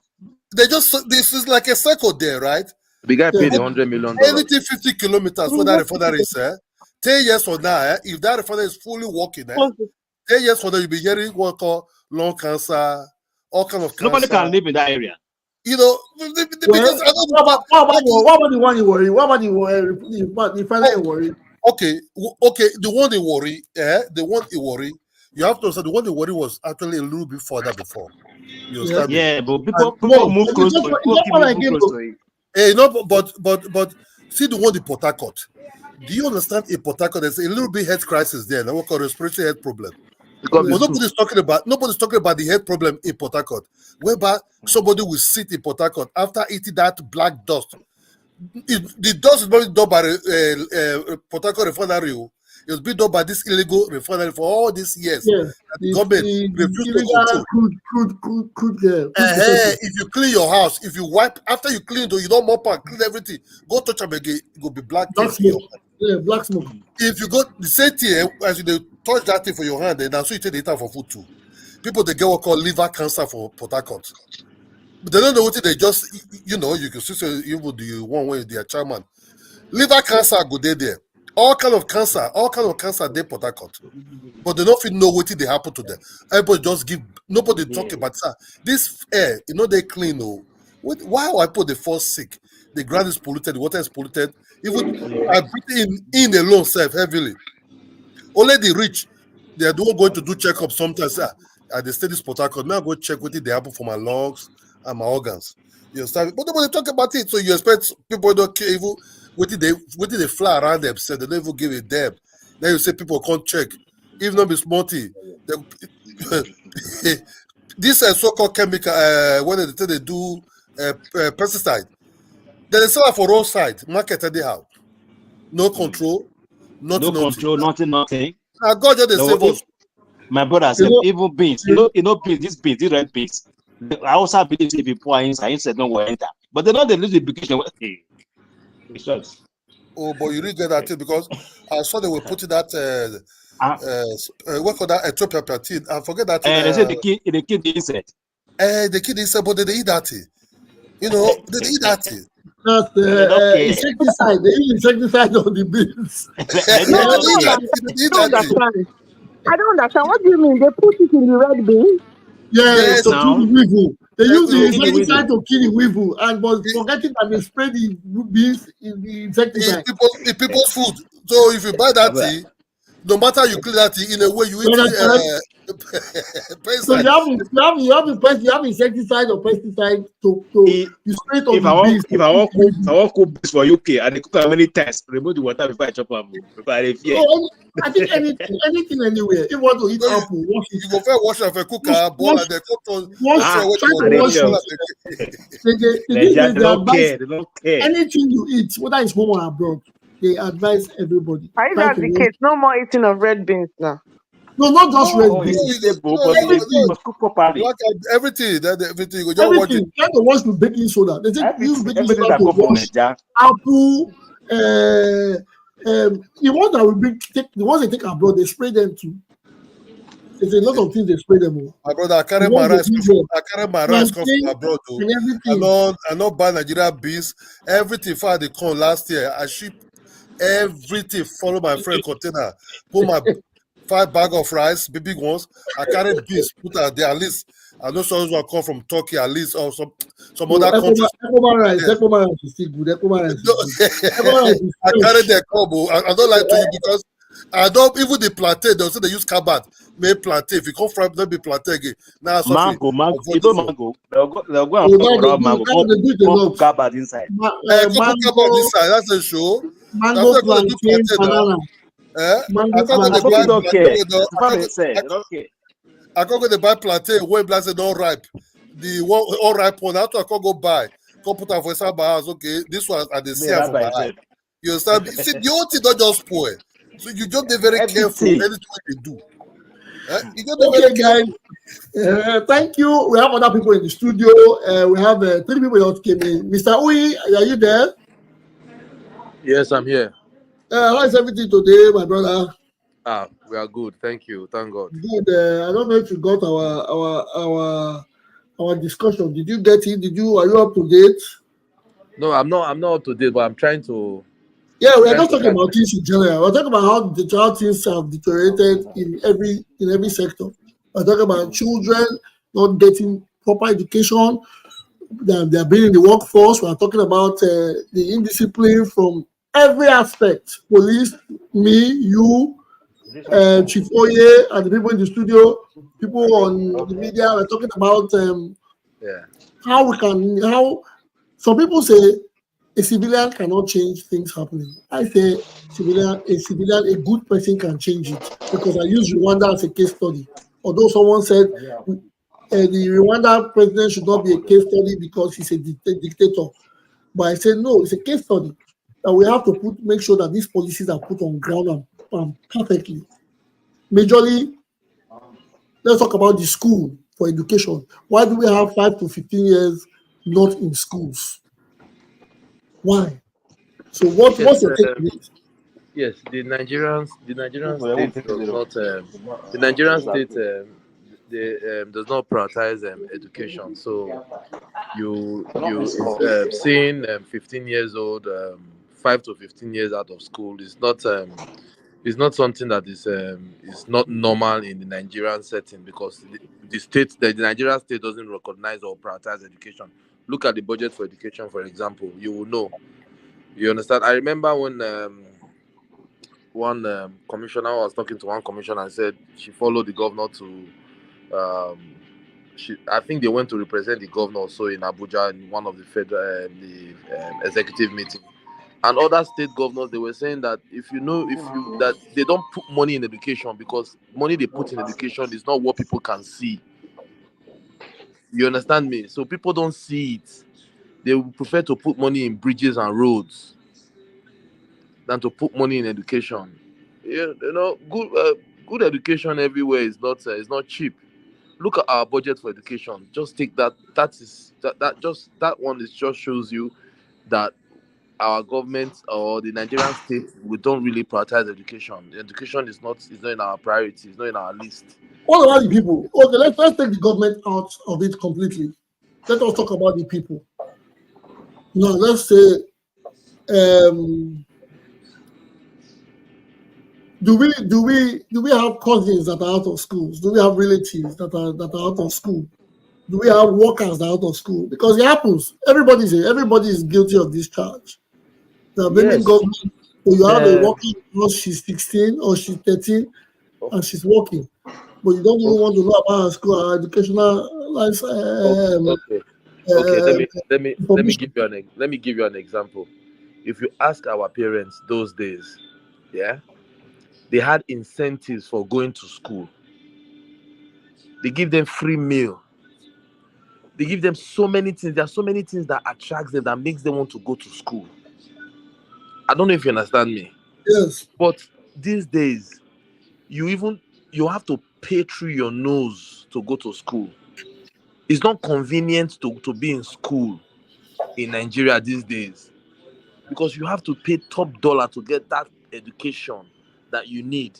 And because of the economic situation, so you as a human being, if you want to take it scale of preference, you go fetch chop garri before you go prefer to buy garri for you to go pay school fees now. If na your pikin will come. If na my pikin and I don't get money, so my pikin go the staff, they go school. No, but your pikin dey go school, you tell teacher say you go owe. I go tell teacher say I go owe. Yes, because if I owe the teacher now, the teacher, so the teacher go owe a landlord. You don't know say this thing, this thing a chain. If I owe teacher, so teacher go owe your own landlord. Then teacher go owe your own pikin teacher. Then teacher go owe the person where they buy rice from for market. Okay, so we just prefer to buy garri. No, just prefer to buy garri and make everybody stay like that. Then at the end of the day, you just prefer to buy garri, make everybody chop. Last go dey okay. Not be who they alive, they go school. Okay, but that's the problem. What will they get? Yeah, now when they alive to go school now, because the Nigerian state not prioritize education. See, do you know that? Okay, make I give you an example now. Do you know that afternoon food, Monday to Friday, I know they cook afternoon food for my house because my children they chop for school. Yeah. My children they chop for school. My children not get that. I know they buy big notes. I never buy big notes once for a year. Because now school that they provide pen and everything for my children, except the one where they learn for house, where they do extra morals for house, extra lesson for house. I just they give you example. For those low income earners, a set of uniform for Audi or Lido is not more than £7. A set of uniform is not more than £7. So I just they give you example. And if my pikin don't come school, if my children don't come school, first day, second, they go. Even if my pikin never reach school 10 o'clock, school don't call my house. They don't call my number. Where you call? That is what I want in Nigeria. They don't call my number. So okay, you want it in Nigeria? Which credit data with the teacher used to come? And which credit with the parents used to answer? So now the Nigerian state go prioritize this education. So if Nigerian state put money for education, people go school. Don't go. No, maybe just they'll put policy. Hold on. Let us put it this way. They'll put policy. Because right now, you go come and say you want bribe the Peking to come school. No. Make the school environment conducive. Remove fear. And I have to underline that. Take fear out of our education. Because a lot of people, they fear their teacher. A lot of people, they fear their principal. Although they're good for discipline. Because these days, I think you're going to hear say school, they get I don't like to use the word, I've used it before. They get caught for school. So all those people will not be because the money not the education. If money the education, then I tell you something. Do you know that school's supposed to get safeguarding teachers? Where they spot this thing when it starts, they go nip am for board. They get safeguarding teachers where they monitor these children, where they look behaviors of these children. Yeah. Where they know. I they tell you this thing. If they put money for education for Nigeria, this thing not be rocket science. You go see, say it go change. Do you know that? Okay, I won't give you an example here. How they tell they see those children when they be say that they tell they spot those children where they go through abuse, domestic abuse for house. Their behavior. Their behavior. Yeah. Because they get special teachers where they don't train on safeguarding. When they be say That's their job. No, but see, psychologically those want to expand the education. I beg, no vex, Mr. Mo no use America or Igbo standard. Don't say whether we like. Why? We have reached that part to use the Igbo standard. Why? Wait. Why won't you use the Igbo standard? Where we did so that they colonize the world. No, bro. We have reached this. Nigeria has what it takes to do Igbo standard. Because that's what we are doing. Madam, what I'm trying to say is that our leaders now of today, this them T-Pain, they are set, this they are set. So now the kind of school where they go be that. Now the kind of school, now the model. Now T-Pain be name now. That's the new name. Now the model for their set be that. Now the kind of school where they go be that. Those days when they do free education, now the kind of school where they go be that, they might lead time. Yes. So that is what I'm saying. Was it right? Was it a privilege? Yeah, what I'm saying that this thing is not exclusive to the West. Where you talk now, money be the difference. If we put that money and we hire the right personnel, all these things go fall back in place. Yeah. It's not hard now. The thing not hard. If we just put the right personnel, we put money. Okay, first of all, how can there be more than 30 pupils in the class? Look at the ratio of teacher to pupils. So how you want to know whether children don't even they form court for inside when they be say you get like 100 children to teach one person? And you want to monitor the 100? Your friend look all those are little things, infrastructure, the classroom. Look the environment where the teacher access no good ground. Because if they think of the business, you get one shop when you open for Alohan Junction. Thank you. That one day because you know they pay the teacher well. If you pay the teacher well, they won't need a second job. A second hustle. Yeah. They're not going to think of side hustle. In Nigeria, everybody will need a second job. No, Baba, the truth is that if you pay them well, they will prioritize that their first job. You know why? Yeah. Because they wouldn't want to lose it. All these things get to do with money. You think say you go just only hire teachers. You go hire inspectors. Yes. You go hire. That's the most important thing. Not with the inspectors. All these things are chain.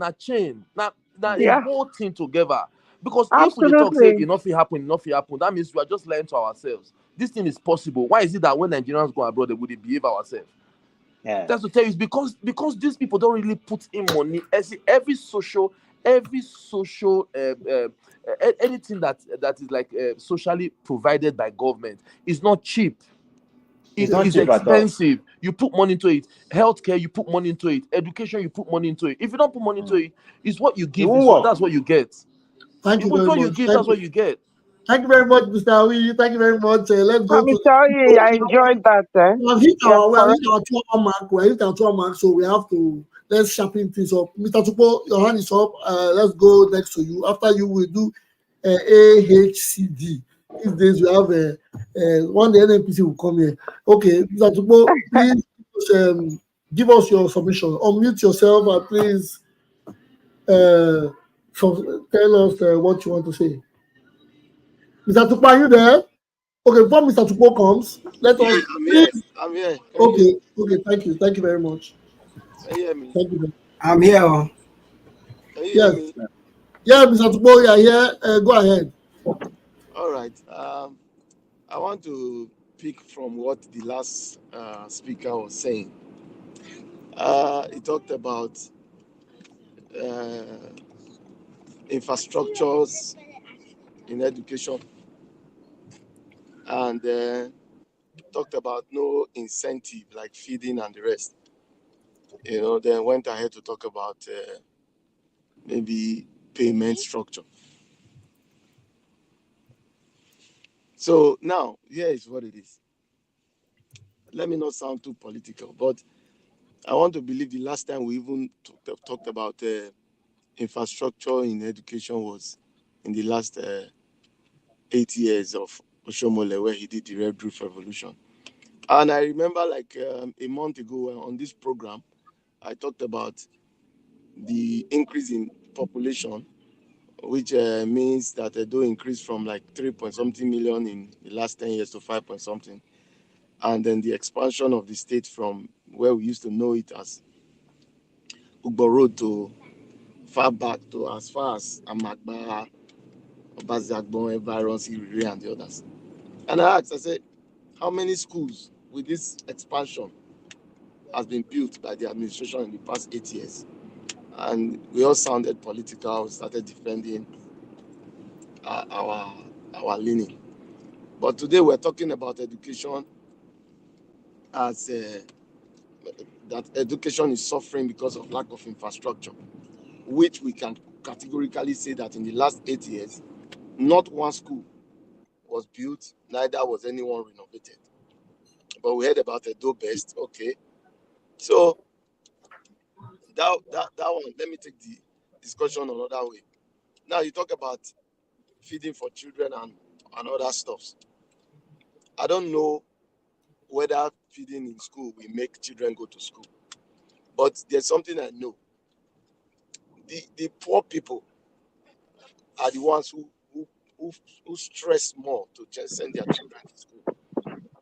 They do everything possible to send their children to school because they have been brainwashed to believe that they are poor or they are suffering because they don't have education. So the education idea was created to ensure that if you go to school, you will become successful. If you can get a degree, your life will be better. So it is pertinent on the poor people to try as much as possible, hook or by crook, to get their children to school because that is the only thing they believe can guarantee success. Now, for the poor people to get their children to school, they need government because government runs the basic education through UBE, which means government provides the initial education that a child needs to develop, which is the primary. But we see that the wealthy people can afford private schools. The the the politicians or the elites in the society can actually afford private schools. So they really do not care. I can say categorically that if you look at the structure of the last administration, not one of them will point to the fact that their children actually school in a public school in Edo State, even while they were practicing the Edo Best that they talked about. So even the Commissioner for Education did not even have our own children in the public school. So this alone creates a problem for the education. And now even the private school is not even properly monitored because these same elites don't even really bother about the private school. It is the middle class that actually bothers about the private schools. The elites actually send their children abroad, politicians as well. All their children live abroad. So that's another side. So my own take is if it is guaranteed that education actually gives you success, I believe the input our political class into education will be more. But the political class, I don't think they ever believe it.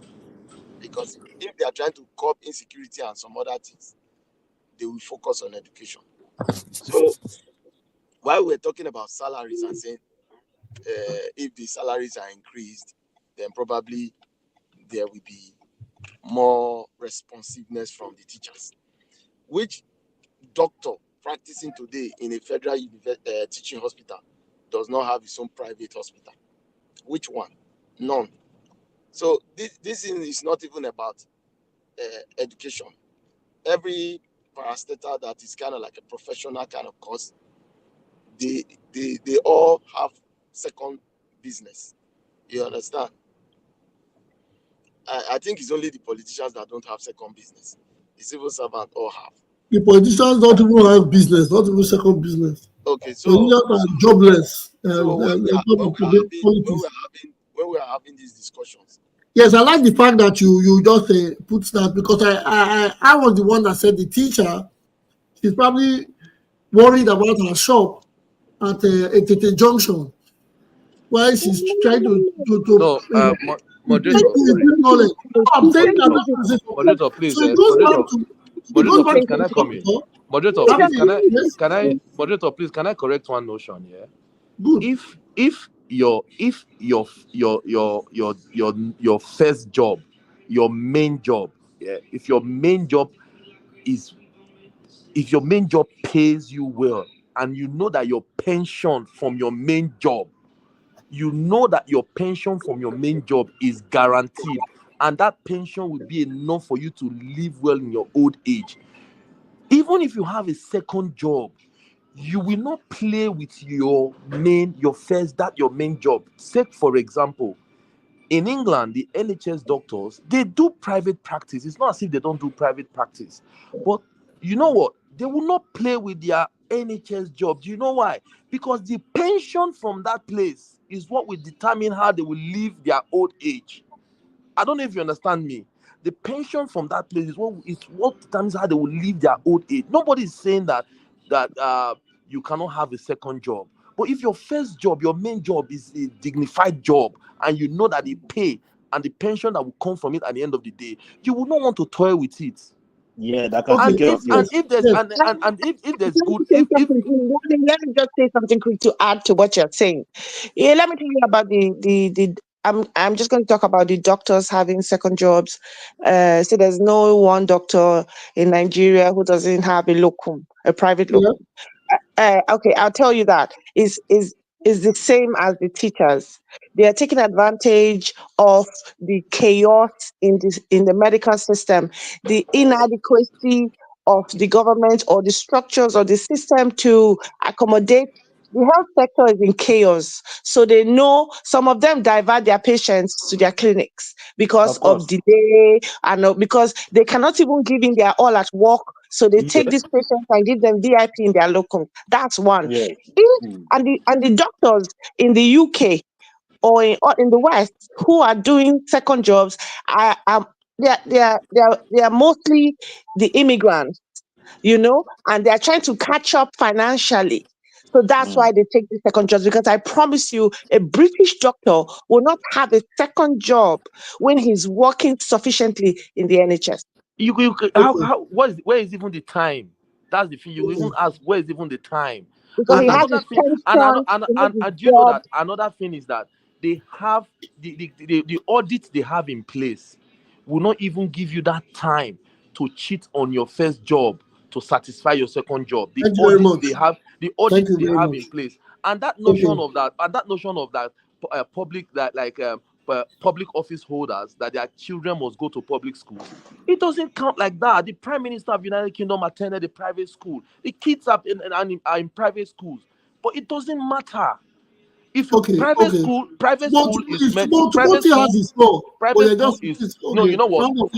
is optional, it's luxury. That is the reason why this new Prime Minister have taken that VAT concession. He removed it. He said no, private school is optional. It's luxury. If you know you have the money, you can pay. But we will put that money and put it back in government school. Government school have to be up to standard. You understand? And when we're talking about education, we are not talking about university education. We are talking about basic education, which is the right of every child. We are Yeah, talking about yeah, basic education, yeah, not Thank you. university degree.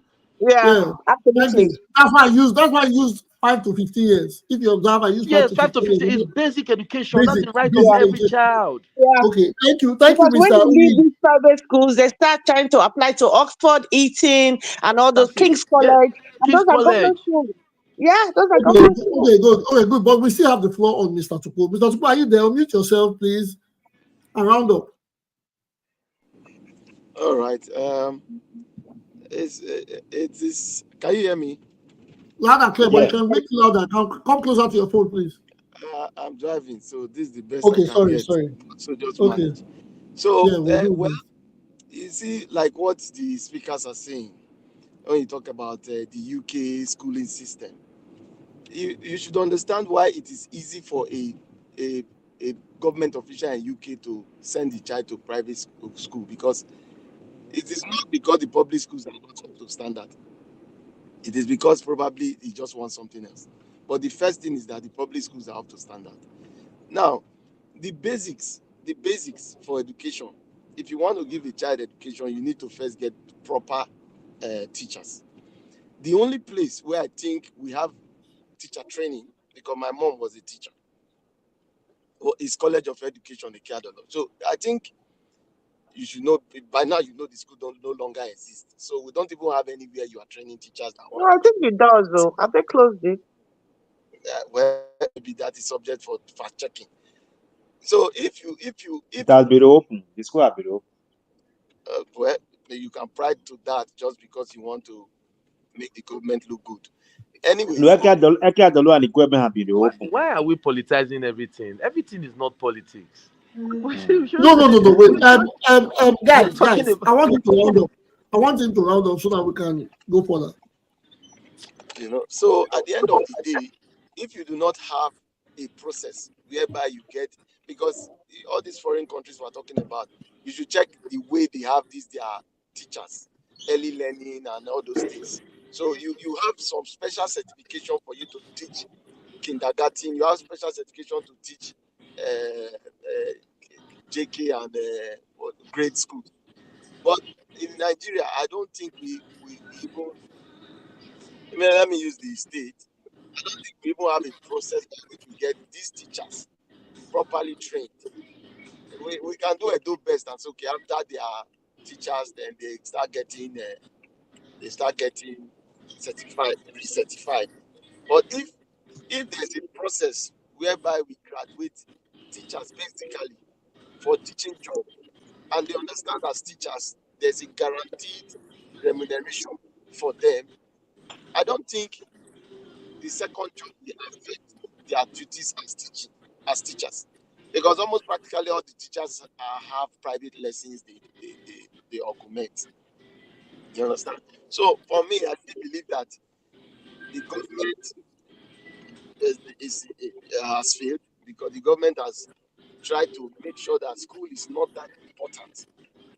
So they have not prioritized it. I talk about security vote. The government has security vote for reasons I don't know what, but there's no educational vote for children. There's no tax for education. You see all these countries that do education, they prioritize it, they put effort to make it work. Nigerian governments, they don't do that. They don't build schools. They don't monitor the inflow and outflow of schools. They can't tell you how many children are in schools. You go around Benin or Edo State by 10 o'clock in the morning. When you see children with uniforms everywhere, children what everywhere, ring road, they'll be walking around. At the end of the day, Mr. Moderator, Mr. Tukpo, we are all saying the same thing, but you always have a way of coming through the back door, because It's okay. what we all were saying was that government education lacks funding, and yes, you saying that the teachers are not well trained. It's part of funding. They fund teachers to come and they give them this incentive, they make it attractive for you to be a teacher. So they are all saying the same thing. We're all saying the same thing, Okay. but you just came and started as Do, if do, we were do, not do in you support. do you know that in the West, most schools are not built by government. Yeah, but they're funded Yes. heavily. That's what I'm They're, saying. Yes, Government, but we have you see, even these private schools. EDSG, you are next. I know. Yeah, please, let us go to the next person. We are already better 2 hours. AHCD, please, can you unmute yourself and just Yes, sir. Thank you, sir. thank you, my brother. Uh-huh. Can I continue now?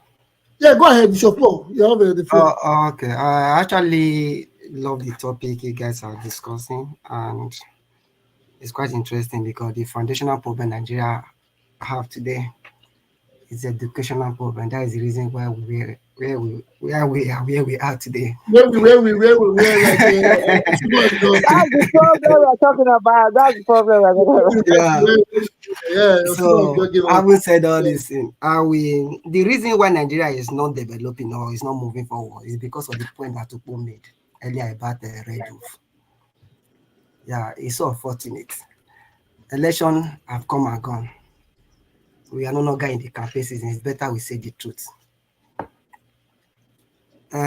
Talking about Oshomole building red roof, that is the worst project I've ever seen as an individual. So far.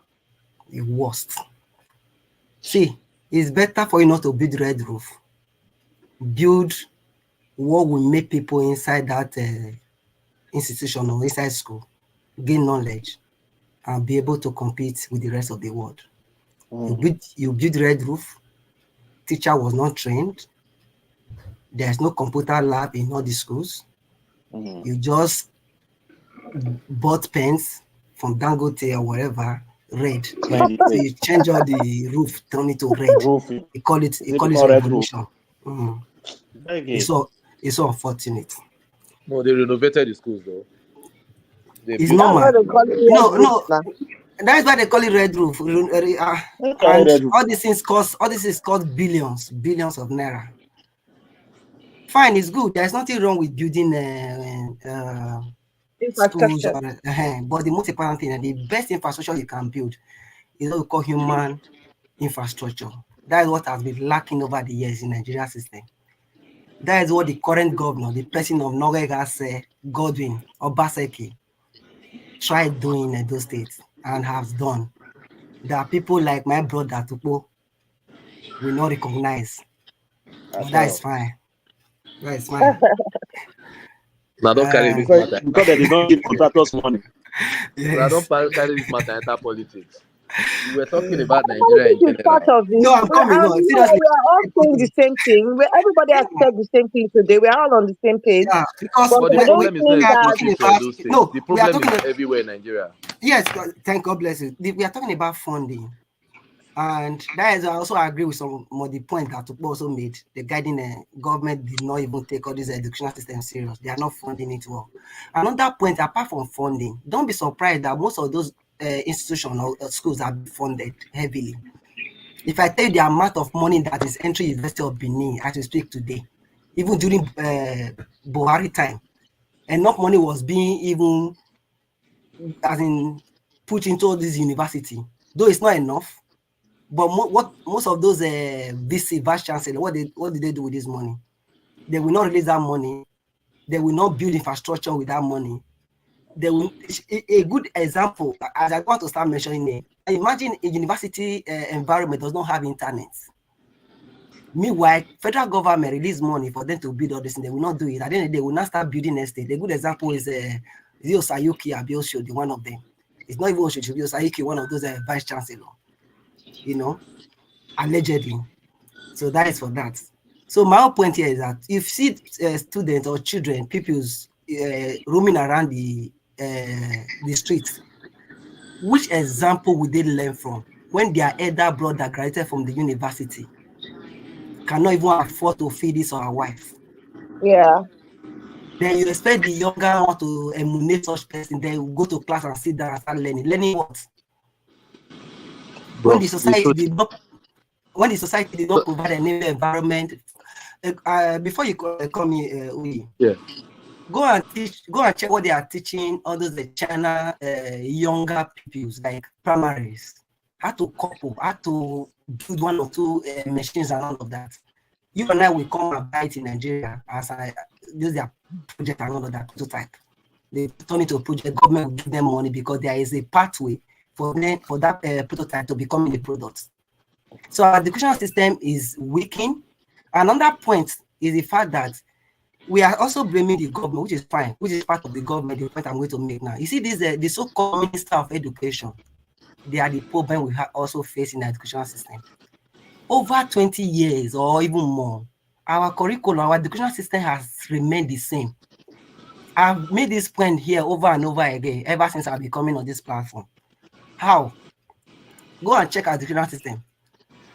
A good example, you will attend classes, first month, second month, at the end of the semester, you write the exam, you get A.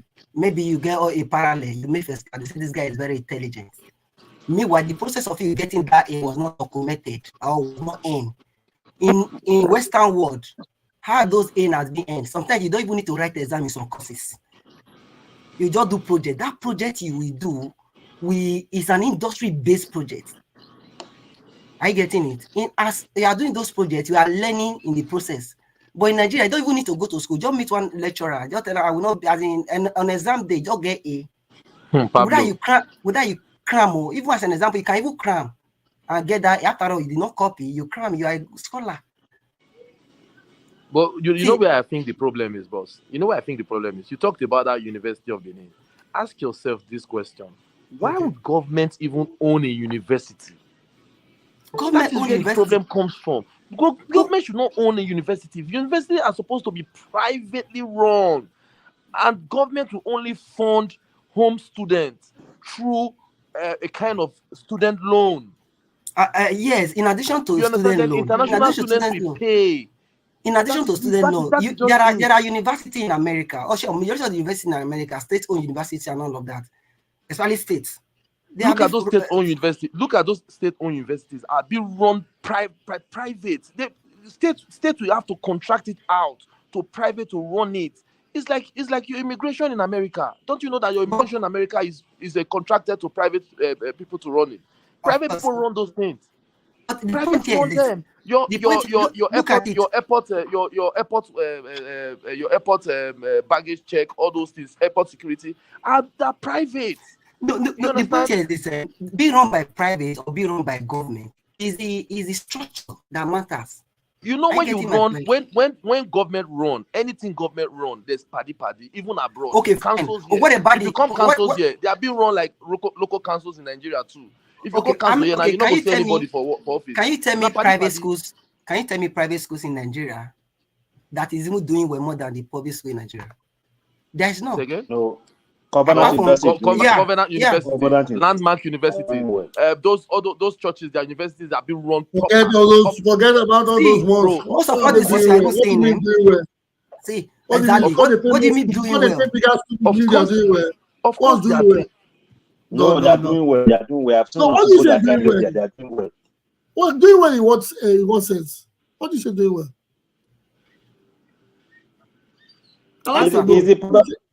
All those Kotane universities, how are they doing well? Doing well what? Not because they pay higher fees and you say they are doing well. When you want to know a school that is doing well, when you meet them in camp, NYSC, that's when you know the difference between those. And again, another problem. NYSC, then they expose everybody. If these universities that be run privately, there will be competition among these universities.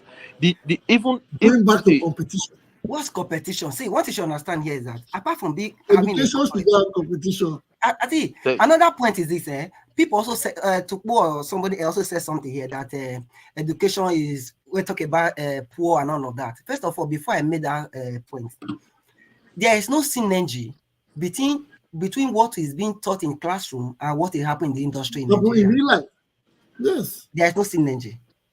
It's different. No school. That's correct. That is one. Secondly, again, whenever they are comparing Western world education to maybe Nigerian education, for instance, as a case study, you'll find out that we only restrict education to classroom. You know, Yes, yes. education in the Western world is not being restricted to class. I don't need to go to class before I can become educated. Are you getting my Yes. point? How? Yes. Go and check all the households in America. They all have access to what? Internet. They have access to light. Even those with traveling, you can educate yourself. Even with traveling, Exactly. yes, with Yeah, travel. but at least you should have basic education. So the At least- basic is Basic the is basic where necessary. you can comprehend. When basic is for you to learn and be able to comprehend and be able to express yourself. That's That's it. what I'm saying. At Then least they get that primary education, that That is primary what we school, that is what we are nursery, lacking primary. in Africa. That is You what we're see, lacking. man That like me nursery, primary. cannot comprehend or cannot You know why? articulate. You know why it's difficult, eh? See, you know why it's difficult for us? We are lacking that. It's not just for the fault of the government. You see the fault of the system we are operating. Not, how can you as a mother, you don't have access to internet to teach your children. Go to all the houses in America now. All the music you'll be hearing, the bus on the way, go round everywhere. But in Nigeria, where will you see lights for children to even read and learn all these things? The parents even want to watch network news. They don't allow. They'll say, go and sleep. And they don't want to tell even if after they want to watch network news, imagine in a house, they can have their own tab inside their house with internet. They can watch anything they want to watch. Is network news not to show Molly and Akpata? What's there to watch? And that's what the parents want to watch, sir. They want to see their parents on TV. So Moderator, can I? Yes, to give us your talk so I can round up. Let's come again. Right. Give it to us.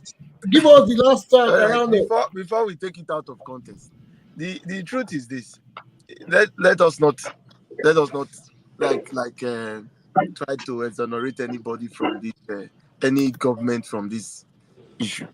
But there's a basic issue in this matter which we need to address first. You see, as we talk about this education in all these foreign countries, we should understand that it is not run by the federal government of those countries. It is run by the local government.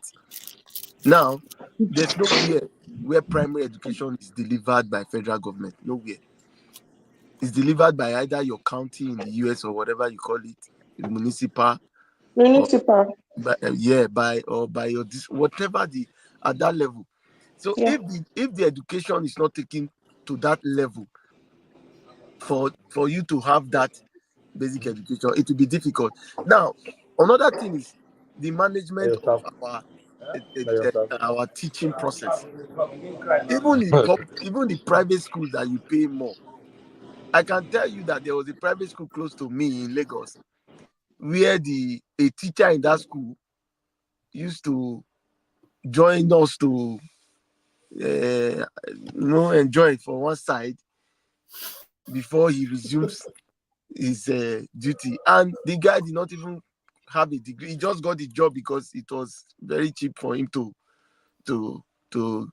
get.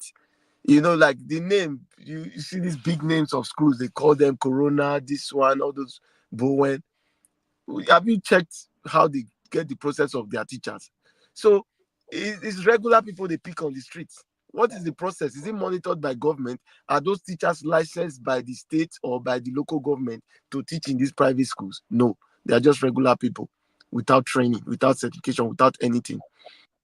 So there's a process that the government needs to put in place to get the system working. And I'm saying it because hold on. And I'm saying it because there's need for change of management. All this, whether Oshomole did not do the schools well or Baseki is doing Edo best, it's not going to lead our educational system anywhere. Mind you, like what the brother said just now, it's not about internet or about anything. What they are teaching in our schools, it is not actually different from what happened in our society, because the education we as people today are using to operate is the education we got from these same states that we are coming from. No matter what, there's something you gain from it. That's why it's called education. Whether you gain the science or you gain the art or you gain the wisdom, you gain the education. You understand? But the people teaching us, the process by which the teachers come in, the process by which the school is managed, it needs to be changed. That's where the problem is. And it needs to be moved to the local governments. If it's not, then nothing will work. the state government cannot organize Edo best, and why organizing Edo best does not even have a local government in place. That is already a scam. So I don't know how you will say it to Tugbo don't come again. It's not being political. I know. Okay. Thank you very much. Thank you very much, everybody. Thank you. I give all, yes, we have done 2 hours, 35 minutes. We have to go. I appreciate it. From all I've gathered, yes, thank you for all your submission. We are going to continue this discussion on education again on Friday. Please, guys, try to come early enough. I know you have busy schedules. The world is a difficult place now. Everybody is tied up with something. But please come early so that we can have more time to deliberate on Friday. But before I go, I like to say some certain things. First of all, education is a right, it's not a privilege. Everybody must, as long as the country makes money, people should be educated. Everybody, every child should get at least the basic education of life. If you are 16, you can go and be a bus driver or a tanker driver or a pilot. But basic education from 5 to 15 should be paramount. One. Secondly, the reasons why the doctors in Nigeria and the doctors overseas should not be compared. The doctors overseas, they respect that there's an oath sworn, and there are audits that follow it. These people live by passion. They work by passion. In Nigeria, your father wants you to be a doctor. In abroad, the boy wants to be a doctor. So when he does it passionately, not because he wants to be called a doctor or he wants to have the title. He does it with his heart. Or remove himself from poverty. Yeah. Yes, that is it. And there are rules and there are oaths sworn by it. So even if he has his own whatever, he can go and stand and do a surgery for 19 hours and go back to attend to his own personal patients. That's the truth. Then thirdly, teaching comes with passion. It's not because you want to receive money, because you have to love to teach. It's not everybody that can teach. That's why preaching and teaching is different. That goes to church pulpit. Preaching and teaching is different. A teacher has to come with passion. And they also say, I'm going to teach in this school because I need work. And if you're just really a teacher, you just do what you want to do. Sometimes abuse the children and go and think you are doing that. That is on teaching. Then on infrastructure, there are 2 types, basically, that we need. The infrastructure, basic infrastructure, which consists of roads, railways, blah, blah, blah, and the human infrastructure, which has to be upgraded while basic infrastructure is graded for. You can't be building the best of hospitals, the best of stadiums, the best. You cannot put those people that have not been upgraded into an upgraded infrastructure. That would be calamitous. Then lastly, my African proverb, it takes a whole village to raise a child. When this happens, the child is grown in a safe and healthy environment, and he's able to interact and know the people. It takes a community to change to raise the child. These are the little topics I want. These are the little submissions I have for today. I'm running out of time. I'm speaking fast. Thank you for coming. I hope to see you on Friday. God bless. Enjoy the week ahead. Education is key. Everybody put that right now. Send it, put it on all your social media forums. Education is key. It doesn't have to be school education. It can be upper reporters education. It can be political education. It can be social education. It can be music education. Education is power. Thank you very much. Have a good day. I'll see you on Friday. Bye, guys. Thank you. Thank you, sir. Have a good night. Bye. Thank you all. Good night. Yeah. God bless.